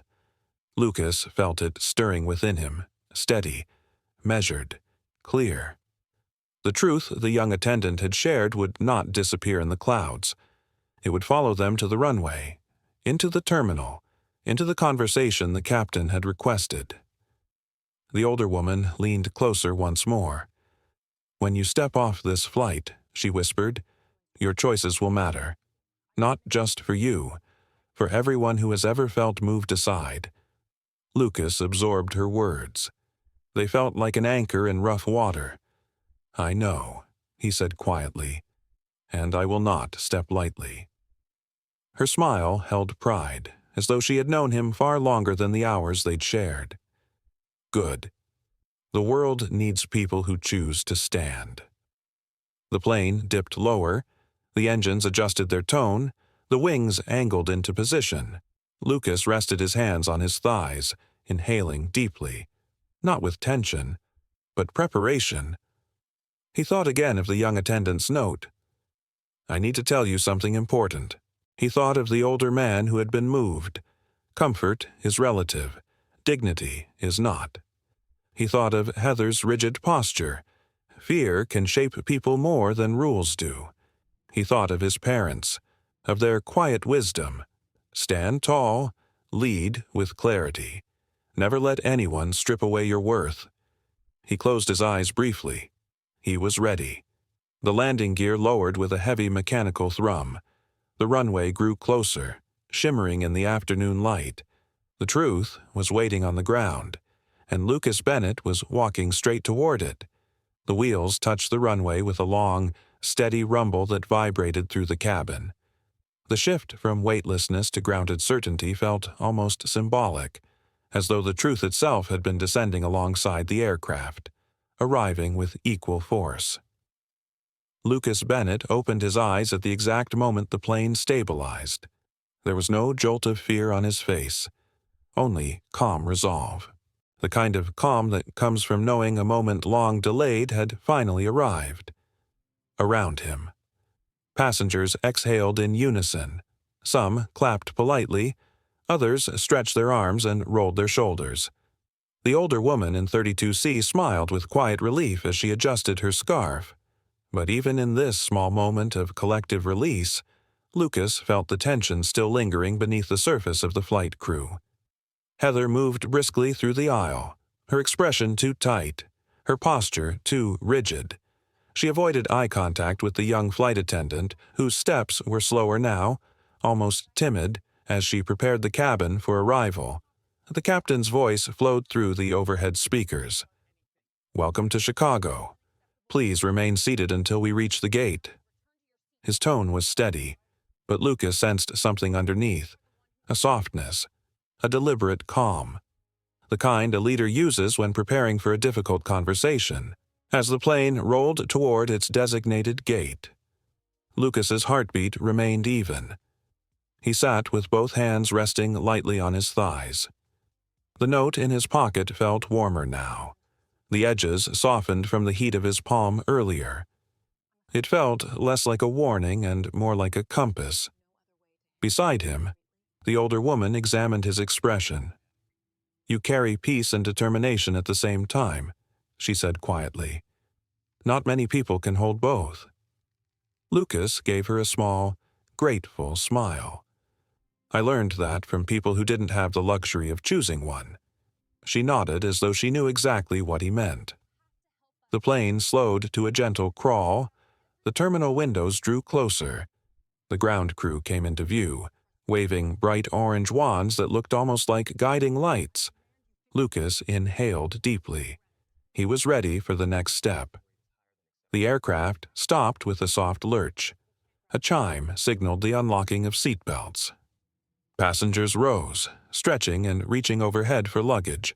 Voices murmured. Bags rustled. Shoes scraped the floor.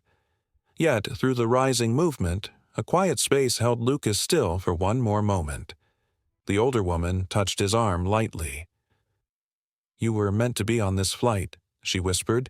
"I feel that," he answered. "Then go forward without fear." He nodded and rose from his seat. The aisle filled quickly.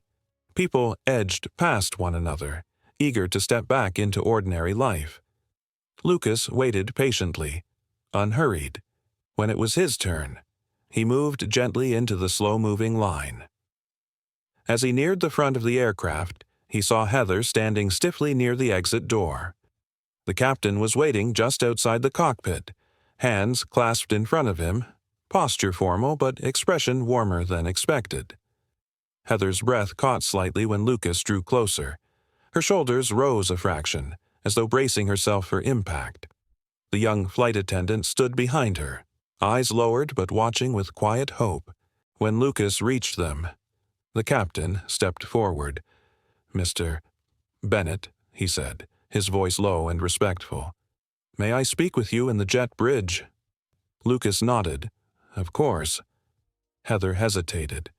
Something flickered behind her eyes. Relief, perhaps, or fear of accountability. Or both. The captain turned to her gently. "Heather, please escort the remaining passengers off the aircraft." Heather swallowed. "Yes, Captain." Her voice sounded smaller than before. Lucas glanced at the young flight attendant. She held his gaze with gratitude and a tremor of uncertainty, as though unsure whether everything she had dared to reveal would collapse or finally lead somewhere. He gave her a calm nod before stepping off the plane. The jet bridge was quiet, insulated from the hum of the terminal. Sterile white walls, dim overhead lights, a narrow hallway where truth could not hide behind service smiles or cabin procedures. The captain motioned for Lucas to join him near the center of the passage. "Thank you for agreeing to speak," he said. Lucas met his eyes. "I'm here to listen." The captain exhaled, shoulders drifting downward as if releasing weight he had carried too long. For the first time, he looked less like a uniformed figure of authority and more like a man confronting something morally heavy. "I saw the seating adjustment earlier," he said, "and I saw the confrontation. I should have intervened sooner." Lucas waited, sensing the captain had more to reveal. "I have concerns," the captain continued, "not just about what happened to you, but about other irregularities in recent months. Patterns I don't fully understand. Patterns I was told not to question." Lucas's chest tightened slightly. "You believe the protocol the attendant mentioned is real?" The captain hesitated before answering. "I believe something is happening behind the scenes that does not align with our stated values, and I have reason to suspect that certain crew members have been instructed to follow practices that were never officially approved." Lucas nodded slowly. "Someone is using authority to justify discrimination." A long silence grew between them. The captain held Lucas's gaze, guilt weaving through his expression. "There are lines in this job I promised myself I would never cross," the captain said, "but silence is its own kind of crossing. And today, I realized I've been silent too long." Lucas heard sincerity in his voice, a quiet, genuine reckoning. The captain stepped slightly closer. "Mr. Bennett, I know who you are. I know your work. I know the standards your company is supposed to reflect. If something in our system has been manipulated, intentionally or otherwise, you deserve to know the truth." His words carried both respect and responsibility. Lucas spoke gently. "The truth will help more than just me." The captain nodded. "I agree." A moment passed. Then another. "Finally," the captain said, "there is an internal memo I received 3 months ago. It mentioned discretionary passenger evaluation. Vague wording. No official policy tied to it. I asked for clarification. I never received it. But ever since then, I've noticed patterns that trouble me." Lucas felt something shift inside him, like a puzzle piece settling into place. The captain continued. "I don't know who authorized it, but I believe we're dealing with something larger than a single crew member's judgment." Lucas inhaled deeply. The hum of the jet bridge seemed to fade beneath the weight of the captain's words. "Will you help me bring this forward?" the captain asked. Lucas met his gaze with unwavering resolve.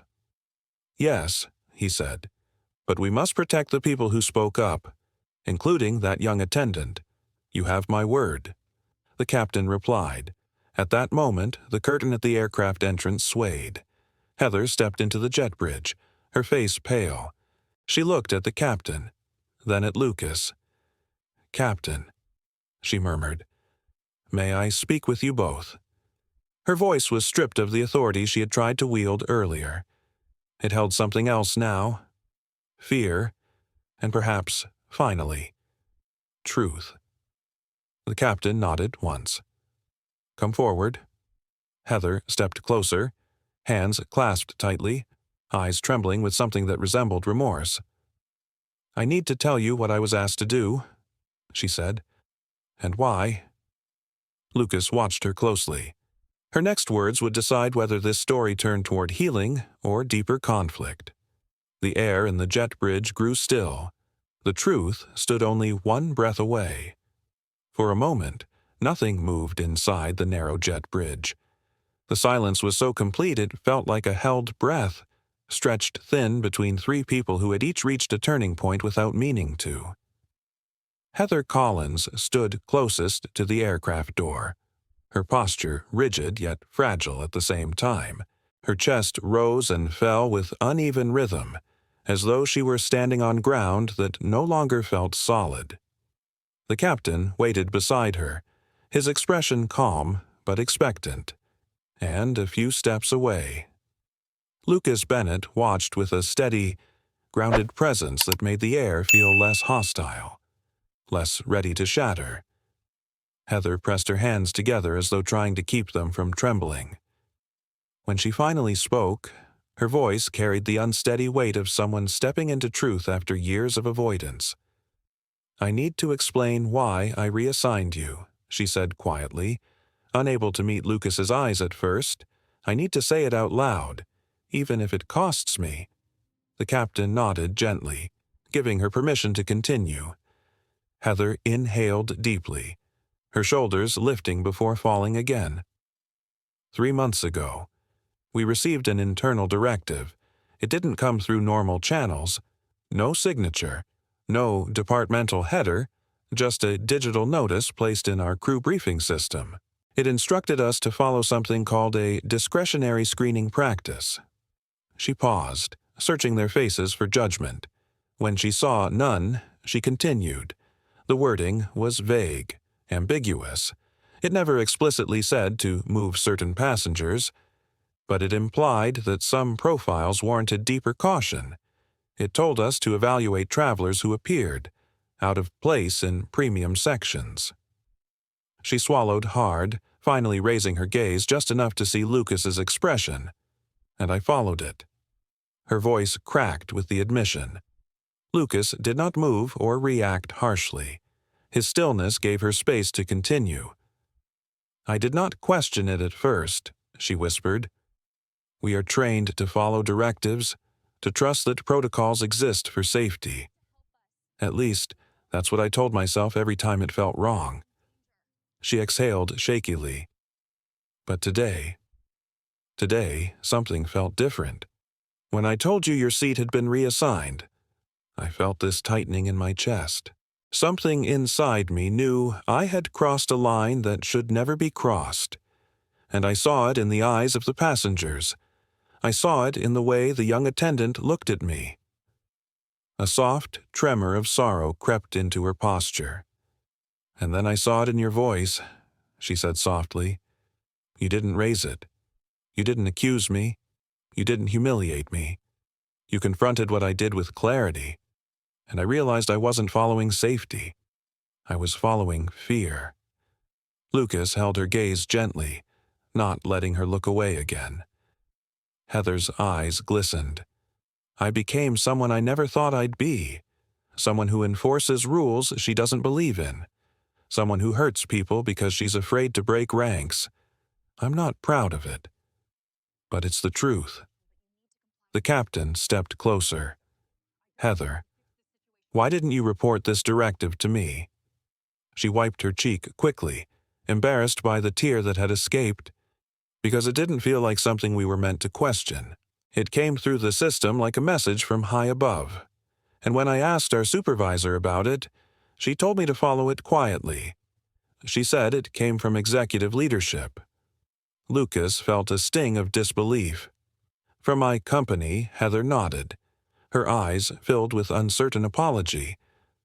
"I don't know who exactly. It didn't say your name, but the message referenced your program, the one about optimizing passenger experience. It twisted your ideas into something else, something harmful." Lucas's breath grew heavier. Someone inside my organization altered policy without authorization. Heather lowered her head. Yes, that's what it looks like. The revelation rippled through Lucas like a cold wind, not because he feared the truth, but because the truth carried responsibility he could not ignore. Someone had manipulated his company's mission. Someone had used his name, his vision, his reputation to justify invisible lines of exclusion. The captain spoke softly. "Mr. Bennett, I didn't know any of this until today, but I'm prepared to support your inquiry. Whatever you need." Lucas nodded slowly, absorbing the captain's sincerity. Heather looked up again, her voice raw. "I know there's no excuse for what I did, but I'm ready to tell everything I know. I will testify if needed, not to protect myself, but to help fix what I helped break." The captain turned to Lucas. "Would you like a private space at the terminal to continue?" Lucas shook his head gently. "Here is enough for now." His tone was calm, deep, and steady. It enveloped the space with a sense of grounded certainty. Heather lifted her chin slightly, waiting for whatever came next. Lucas took one step forward. Not aggressive, not confrontational. Intentionally measured, a gesture of presence rather than dominance. "Heather," he said softly, "your honesty matters. It does not erase the harm, but it is a step toward restoration. I don't believe in punishment without understanding. I believe in accountability rooted in truth." Her lips trembled. I didn't expect kindness." "You're not receiving kindness," Lucas replied gently. "You're receiving clarity." Her breath shook. "I can accept that." He paused, allowing the moment to breathe before speaking again.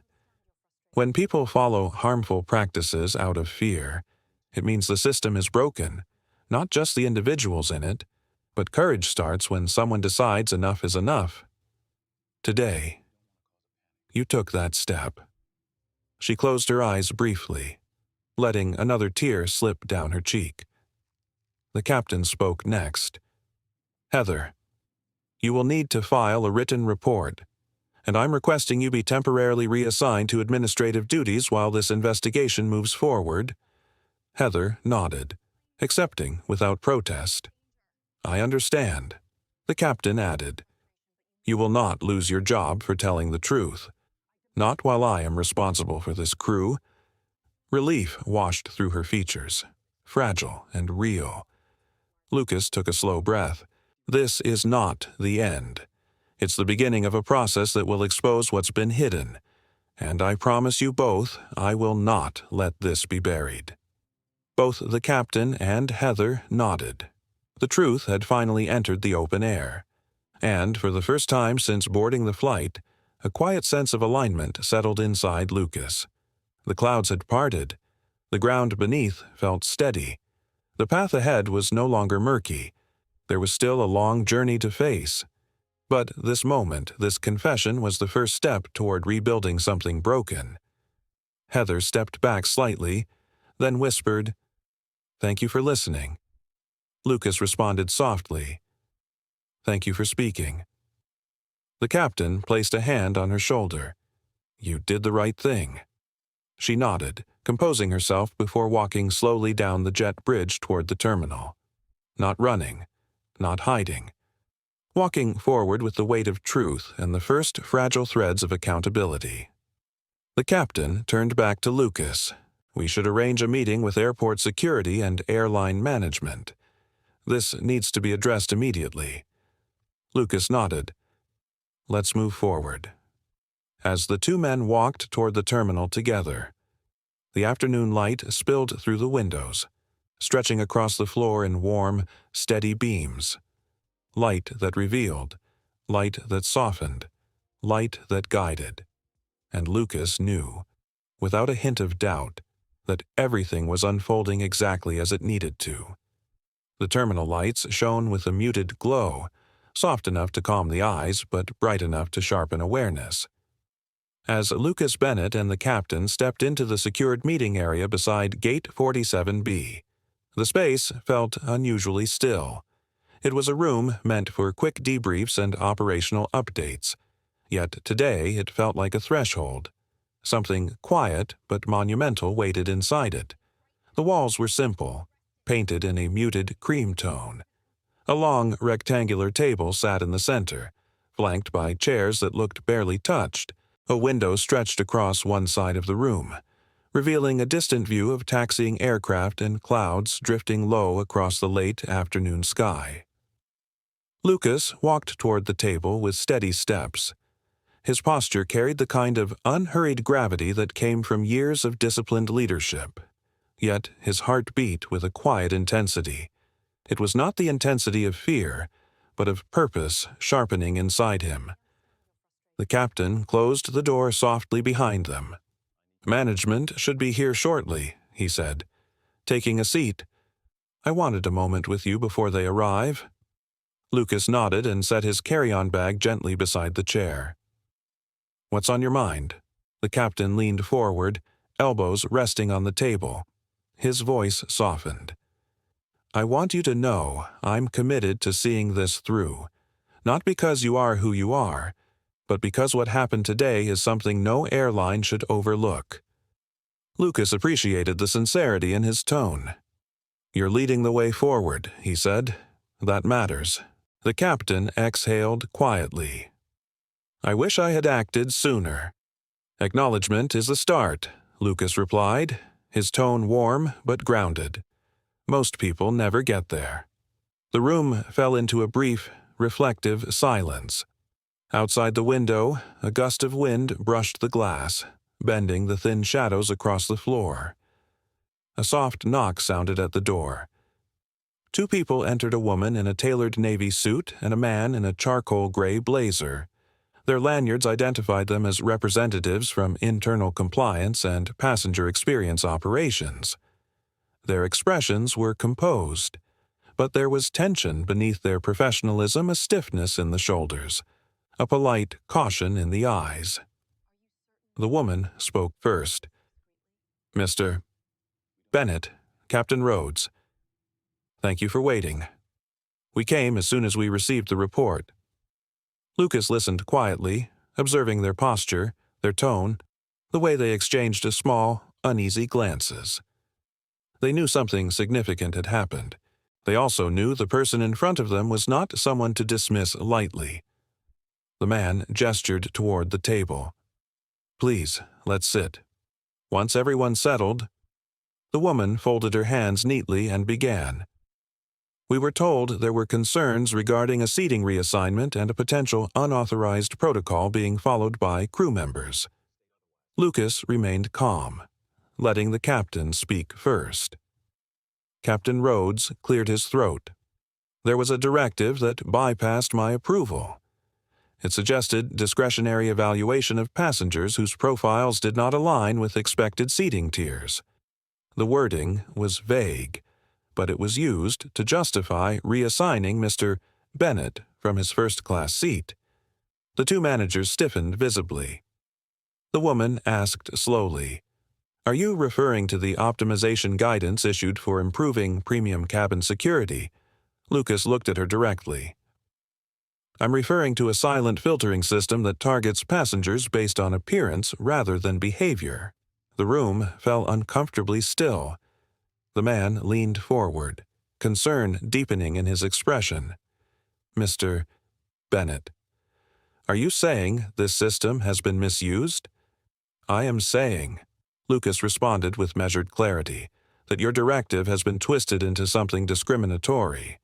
And evidence suggests that someone inside our organization authorized a practice that violates everything we stand for." The woman blinked, visibly taken aback by the firmness in his tone. "Our organization," she echoed. Lucas nodded once. "Yes.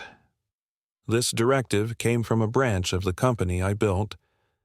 A silence followed that felt heavier than any turbulence mid-flight. Lucas watched their faces shift, confusion giving way to shock. then to a dawning realization that the situation was larger than an isolated incident. The man swallowed hard. "Mr. Bennett, we had no idea the directive might be connected to your corporation." Lucas's voice remained calm and steady. "Someone in upper management used my name to justify policies that have nothing to do with my vision." The woman turned to the captain. "Did the crew confirm this?" Captain Rhodes nodded. One flight attendant did. She came forward. Heather Collins also admitted her involvement and confirmed the directive came down from a supervisor. The managers exchanged a long, tense glance. Finally, the man spoke. "This is serious. If an unauthorized directive was created and circulated under the guise of your executive program, we need to launch an immediate audit." Lucas held their gaze firmly. "And protect the employees who spoke up. No retaliation, no pressure." The woman nodded. "Of course." Lucas leaned back slightly, allowing the weight of his next words to fill the space between them. "I intend to understand how far this has gone. I intend to identify who authorized it, and I intend to ensure accountability, even if it means facing people in my own senior leadership." The woman sat straighter, almost bracing herself. "Mr. Bennett, we will cooperate fully. Consider this the start of a full-scale investigation." "Good," Lucas said gently, "because whatever this is, it will not stay hidden." A quiet knock sounded again at the door. The young flight attendant stepped inside. Eyes down, posture tense. She clutched a small folder in her hand. When she saw Lucas, a hint of relief washed over her face. The woman in the suit asked softly, "You must be the crew member who filed the confidential note." She nodded, voice trembling slightly. "Yes. I wanted to provide documentation. I took screenshots of the directive and saved the timestamp before it disappeared from our system." The managers exchanged startled glances. Lucas's eyes warmed with gratitude. "You did the right thing," he told her softly. "This helps all of us." Her breath shuddered with quiet relief. The man gestured gently. "Please, have a seat." She sat carefully, folding her hands in her lap. The woman asked, "How long have you noticed this pattern?" The young attendant hesitated, then answered with honesty, "Almost 3 months. I didn't understand at first. I thought it was a glitch. But when passengers of color kept being moved from premium sections, I started keeping notes." The room absorbed the confession like a slow wave. "I was scared to speak," she whispered, voice cracking. "I didn't want to lose my job. But today," watching what happened, she looked at Lucas with trembling relief. "I couldn't stay quiet anymore." Lucas's chest tightened with admiration for her courage. He spoke softly. "What you did took strength, even when you felt small. You gave truth a voice." The room fell silent again, but this silence no longer felt heavy. It felt revealing, transformative. It felt like the beginning of change. The man cleared his throat. "We will secure your documentation immediately and ensure you are protected throughout this investigation." Tears filled her eyes, though she blinked them back.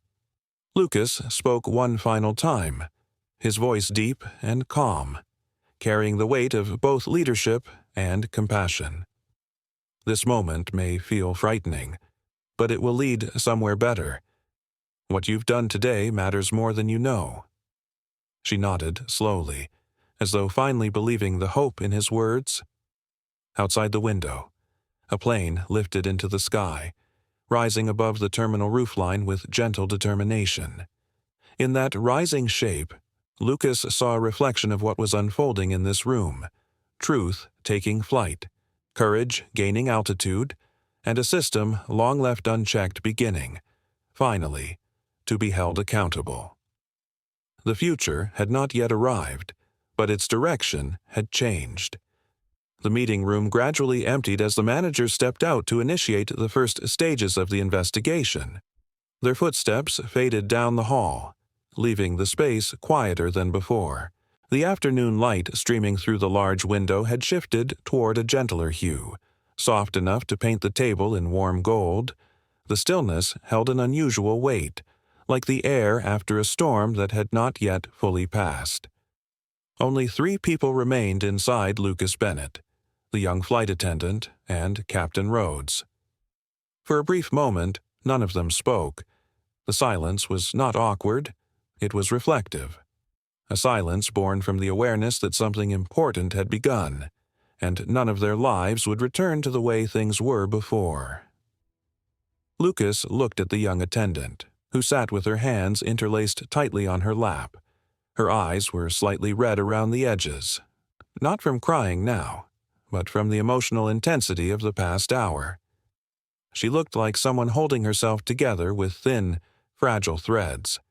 He took a seat across from her, his posture gentle, his presence steady. "How are you holding up?" She hesitated before answering. I'm not sure. I feel relieved, but also scared. Everything feels bigger than I expected." Lucas nodded slowly. That is what truth does.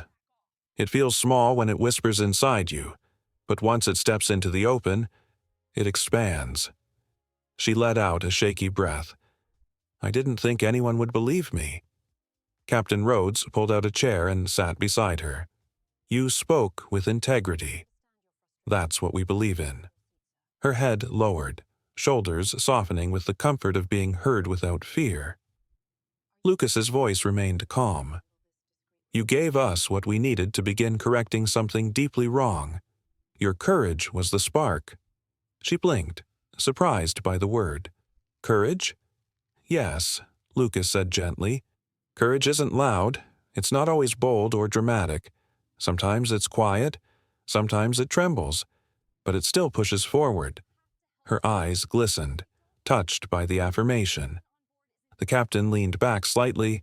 "She's not the only one who needs to speak," he said. "There are others. Crew members who have sensed this pattern but weren't sure how to voice it." Lucas studied him with thoughtful attention. "And do you think they will come forward?" Captain Rhodes exhaled slowly. "They might, if they feel protected."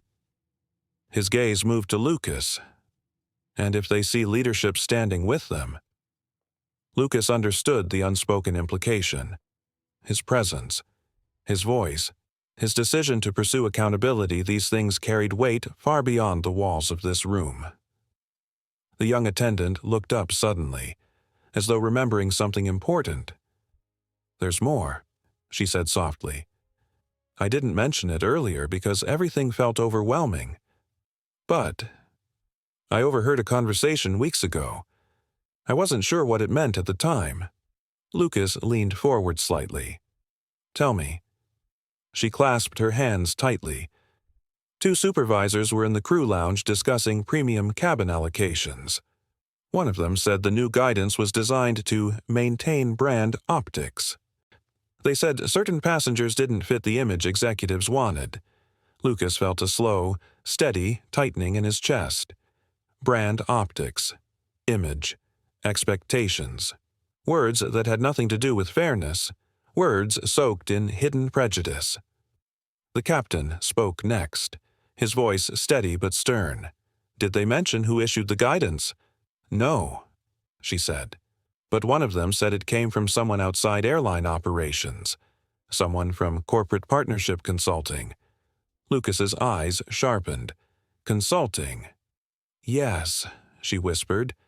"They said the memo was part of a collaboration with an external firm meant to improve customer perception metrics." Lucas's jaw tightened just slightly, not in anger, but in realization. This went deeper than a single supervisor, possibly deeper than airline management. It reached into the world he knew well, the world of corporate strategy, where metrics and models were often used to justify actions disconnected from human experience. The young attendant watched his expression carefully. Does that mean something to you? Lucas breathed slowly before answering. It means the source of this problem may be tied to someone connected to my company.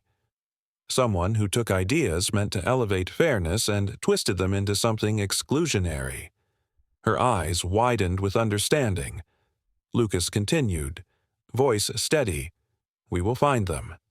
The captain nodded firmly, and we will stop whatever they tried to put in place. Silence settled between them again, but this time it carried determination rather than fear. Outside the window, the sky shifted to a deeper tone, hints of early evening blending into soft, muted colors. The distant sound of rolling luggage and paging announcements seeped faintly through the walls. The world outside continued at its steady pace, unaware of the transformation unfolding in this quiet room. Lucas rose from his chair and walked to the window. He rested one hand lightly on the sill as he looked out. He could see aircraft lifting off, ascending slowly toward the horizon. Their wings caught the fading sunlight, turning it into thin lines of silver. Behind him, the captain spoke in a thoughtful tone. Mr. Bennett, have you considered what might happen when this investigation becomes public? Lucas turned to face him. I have. People may question the company, the captain said. They might question leadership. They might question you. Lucas nodded. Change often invites resistance, but silence never solves what is broken, and nothing good ever grows from concealment. The young attendant watched him with admiration. You don't sound afraid. Lucas let a small, calm smile form. Fear exists, but it does not guide me.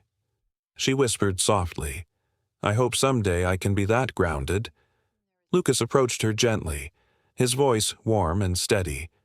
You already took a step that many never dare to take. Grounding comes from actions, not from perfection. Her shoulders relaxed. The captain stood as well. What happens next? Lucas looked at both of them. Next, we gather every piece of evidence. We speak to every employee affected. We identify who authorized the protocol. Then we dismantle it completely. The captain nodded. Will you want to speak with the airline's executive team directly? Yes, Lucas said, but not just as a CEO, as a passenger who experienced the outcome, as a leader who refuses to let this shape our future. The young attendant exhaled deeply, almost as if releasing months of quiet dread. I feel lighter, she said. Lucas gave her a gentle nod. Truth does that. A knock sounded at the door once more. It opened slightly, revealing the operations manager from earlier. Mr.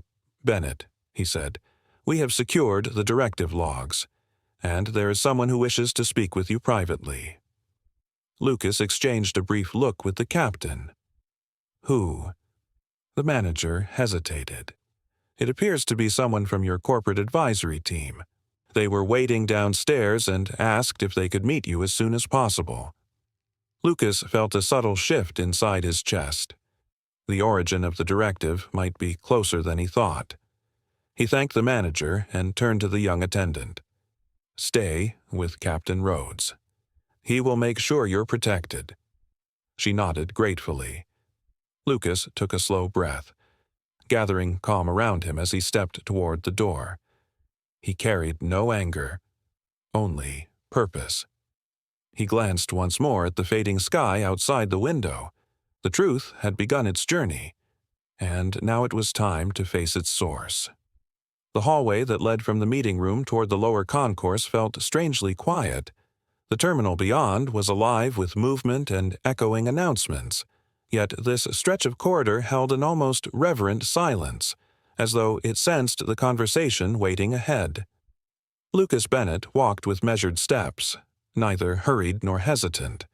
His breath was steady, his expression composed, even as anticipation coiled gently beneath his ribs.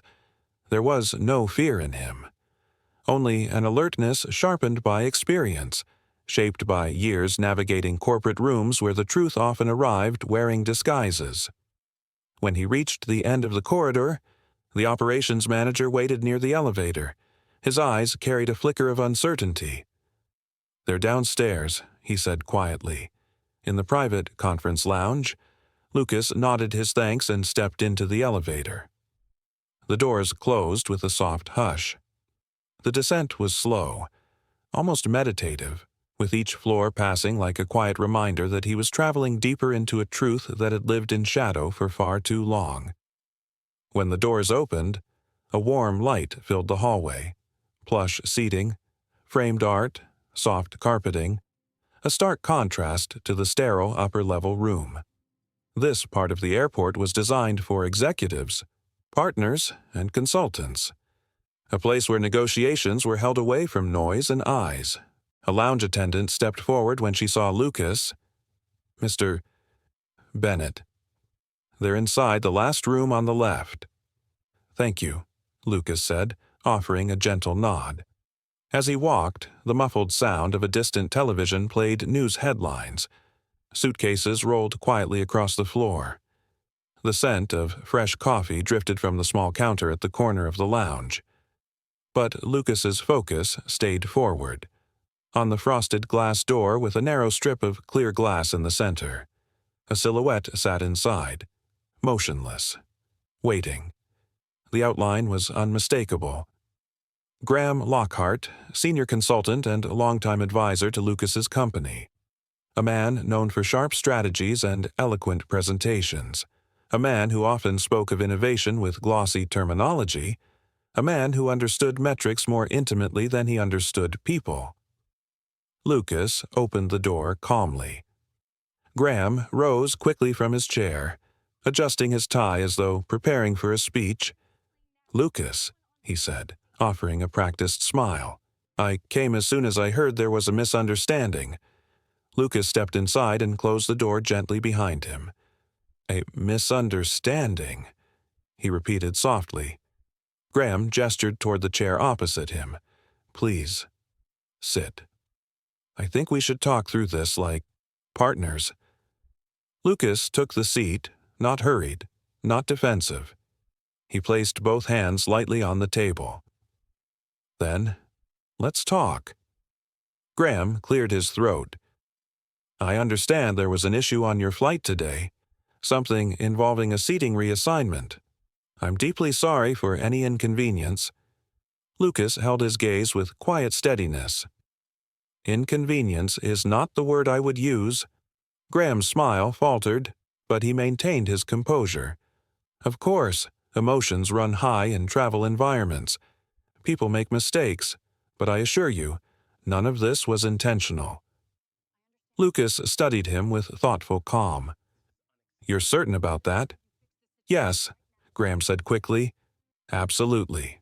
The crew must have misinterpreted the guidance provided to enhance brand perception. It happens when implementation lacks clarity." Lucas leaned back slightly, recognizing the pivot. Graham was choosing his words carefully. Too carefully. A man accustomed to controlling the narrative. "Graham," Lucas said quietly, "did you authorize the directive?" The question landed like a stone, dropped into still water. Graham blinked. Well, authorize is a strong word."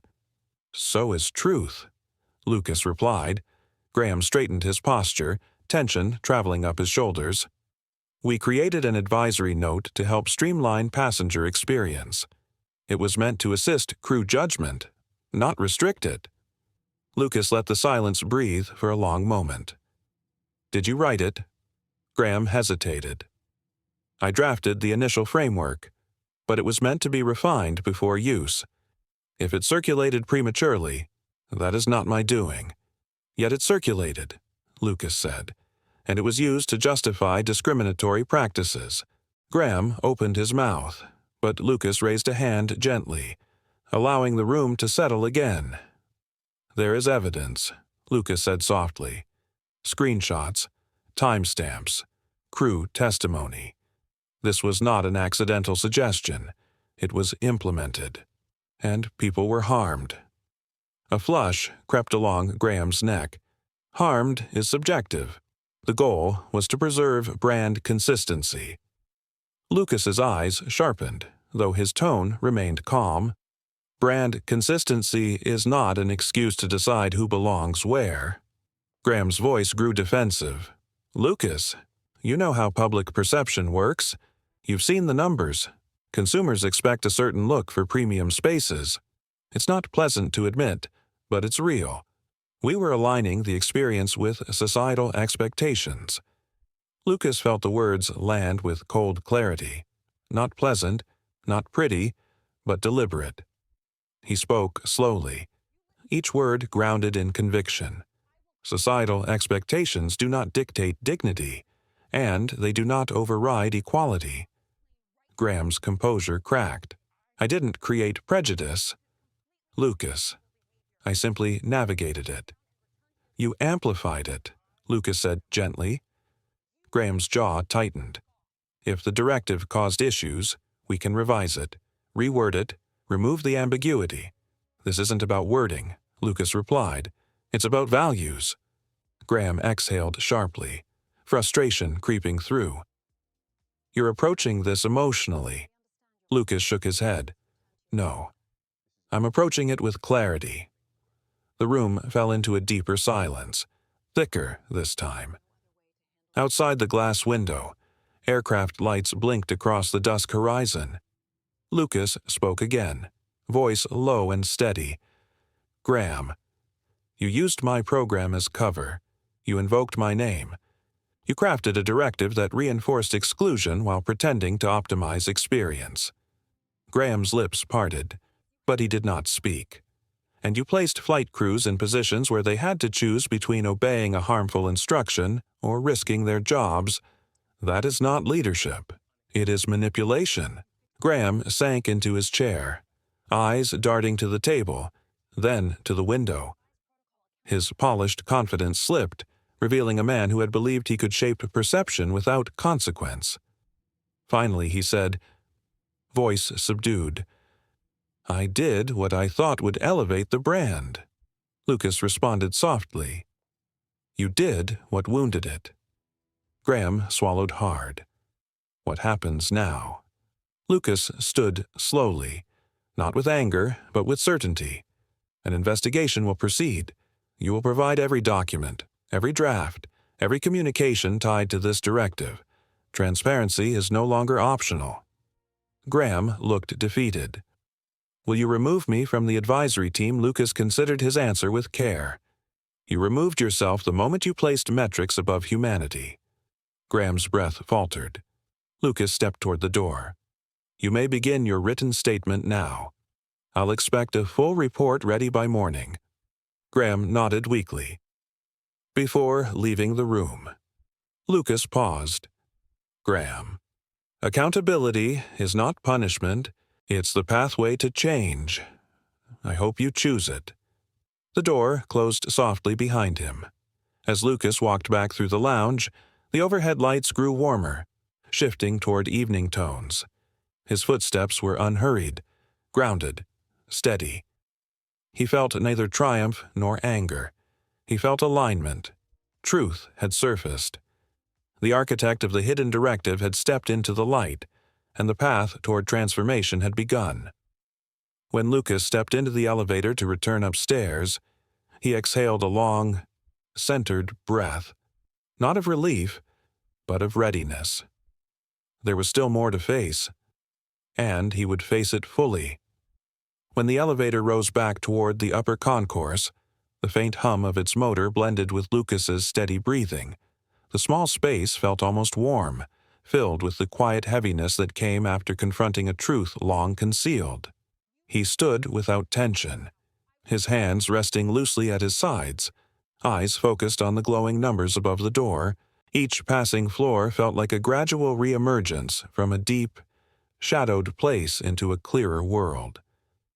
When the elevator doors opened, the hallway outside had grown dimmer as evening settled over the airport. The terminal lights beyond flickered softly, casting reflections across polished floors. The rhythm of travel continued, passengers weaving through the space unaware that something meaningful had shifted inside these walls. Lucas walked back toward the meeting room where he had left Captain Rhodes and the young flight attendant. As he approached, he heard faint conversation. When he entered, both of them looked up at once, anticipation etched gently in their expressions. The attendant rose from her seat, her hands still clasped nervously. "Are you all right?" Lucas offered her a small, reassuring smile. "I am." She exhaled as if she had been holding her breath since he left. Captain Rhodes studied Lucas more closely, searching for signs of conflict. "How did it go?" Lucas pulled out a chair and sat with a sense of quiet composure. "The source of the directive has been identified." The captain nodded slowly. "Was it who you suspected?"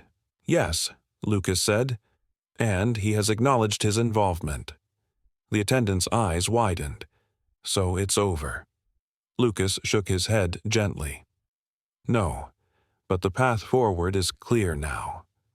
The young woman lowered back into her chair, absorbing his words. "What happens next?" Lucas rested his forearms lightly on the table, his voice steady. "We begin rebuilding. And that requires more than fixing a policy. It requires teaching the system to value what it overlooked." Captain Rhodes leaned forward. "And you intend to lead that effort?" Lucas looked at him with calm conviction. "Not because I want recognition, because accountability is part of leadership, and because silence allowed this to grow." "I won't let silence shape our future." The attendant smiled softly. "It means a lot to hear that. People need to know someone cares." Lucas nodded. "And they will." For a moment, the room grew quiet again, the kind of quiet born from shared understanding, not fear. Outside the window, the last colors of the day melted into deep blue, leaving a luminous horizon pierced by distant runway lights. A knock sounded at the door. The compliance manager stepped in, carrying a folder. "Mr. Bennett," she said, "we've begun assembling a timeline of events. There's a great deal of data, crew testimonies, passenger records, internal messages." Lucas accepted the folder. Its weight felt symbolic, heavy with the burden of people who had endured exclusion in silence. "We'll ensure each piece is examined," she continued. "Nothing will be dismissed." "Good," Lucas said. "Transparency is essential." The manager hesitated before leaving. "I'm grateful you chose to stay involved," she added quietly. "Some leaders walk away when things become uncomfortable." Lucas offered her a gentle smile. "Uncomfortable moments shape honest change." When she left, the captain turned to Lucas with a thoughtful expression. "Will you be making a public statement?" Lucas paused, considering not the optics but the responsibility. "Yes." "Not to spotlight the wrongdoing, to emphasize the solution. People follow clarity, not chaos." The attendant spoke next, her voice a little stronger now. "Do you think passengers who were affected will feel heard?" Lucas met her gaze with compassion. "If we do this right, they will feel not only heard, but respected. And not just today. Every day moving forward." She looked down at her hands, then back at Lucas. "I've been afraid for so long. Afraid to speak, afraid to question, afraid to be blamed." Lucas addressed her gently. "Courage doesn't erase fear. It changes what fear can control. You chose integrity over comfort. That is a rare strength." Her eyes softened with quiet gratitude. Captain Rhodes stood and stretched his back slightly, fatigue settling over his features. "It's been a long day," he murmured, "but I feel hopeful. It's been a very long time since I felt that." Lucas looked around the room, taking in each of their faces. "Hope is a beginning," he said. "We'll build the rest." He rose from his chair and approached the window. In the distance, a plane lifted off the runway, its engines humming as it climbed steadily through the darkening sky. The lights along its wings blinked rhythmically, creating small points of brilliance against the vast night. Lucas watched the ascent with a contemplative expression. "Do you see that plane?" he asked softly. The attendant and the captain joined him at the window. "It rises into darkness," Lucas said, "but it rises with purpose, guided, steady, moving toward a horizon it cannot yet see." The young attendant whispered, "Like what we're about to do?" Lucas nodded. "Exactly. We don't need to see the end to begin moving." The captain looked at Lucas with a deep respect. "You've given this crew something important, something we lost along the way." Lucas turned to him. "What is that faith?" The captain replied, "Faith that leadership still means service. Faith that truth still matters." Lucas absorbed the words quietly, humbled by their sincerity. A soft ping sounded from Lucas's phone, a message from his board, acknowledging receipt of the preliminary report, requesting a briefing in the morning. He turned back to the others. "I'll need to prepare for a long day tomorrow." The captain nodded. "We'll continue gathering information. You won't face this alone." The attendant smiled with a shy but steady confidence. "I'd like to help, even if it's small." Lucas looked at her, his expression warm. "Your voice is not small, and it will be part of this." They walked together toward the exit of the room. When they stepped into the corridor, the gentle hum of evening travelers greeted them again. Conversations drifted through the air. A child laughed somewhere near the gate area. Luggage wheels clicked rhythmically on the tile floor. Life continued. But for them, something had changed. A chapter had closed, and a new one had begun. Before they parted ways, the attendant turned back to Lucas. "Mr. Bennett," she said softly, "thank you for choosing the harder path." Lucas gave her a gentle nod. The harder path is often the one that leads upward. Captain Rhodes clapped Lucas on the shoulder, a gesture full of camaraderie. "We're with you," he said simply. Lucas stepped into the open terminal, the lights above casting a soft glow across the wide space. The air felt cooler now, infused with a sense of renewal. He took one more lingering look around him, not to observe the building but to absorb the moment. Injustice had been confronted. The silence that protected it had been broken. The people affected had been acknowledged. There was still much to do. Many conversations ahead, many decisions, many bridges to rebuild. But Lucas felt grounded, whole, ready. He walked toward the exit doors where the night waited quietly beyond the glass. As they slid open, a gentle breeze brushed against him, carrying with it the faint scent of jet fuel and cool air. For the first time all day, Lucas smiled with something unburdened, not triumph, not relief, something deeper, a sense of purpose restored. He stepped into the night, and above him, the sky stretched wide and open, ready for a new beginning. The story of the CEO who was denied a first-class seat is not just about a moment of injustice. It reflects the silent experiences we have had as adults, times when we have been misjudged, overlooked, placed in a position where we do not belong, just because of our appearance or background. We have all suffered such pain in adulthood.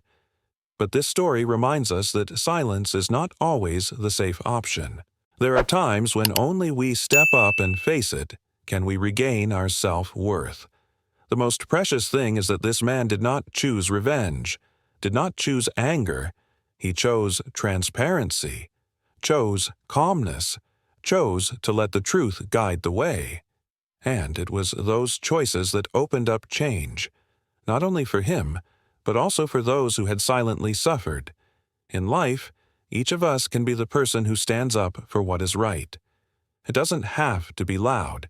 It doesn't have to be loud. Just be honest, consistent, and respect yourself. If this story brought you a little reflection, a little healing, or a little hope, I sincerely thank you for listening to the end. Please like, share, and subscribe to the channel to continue accompanying stories that bring warmth, empathy, and hope to each of us.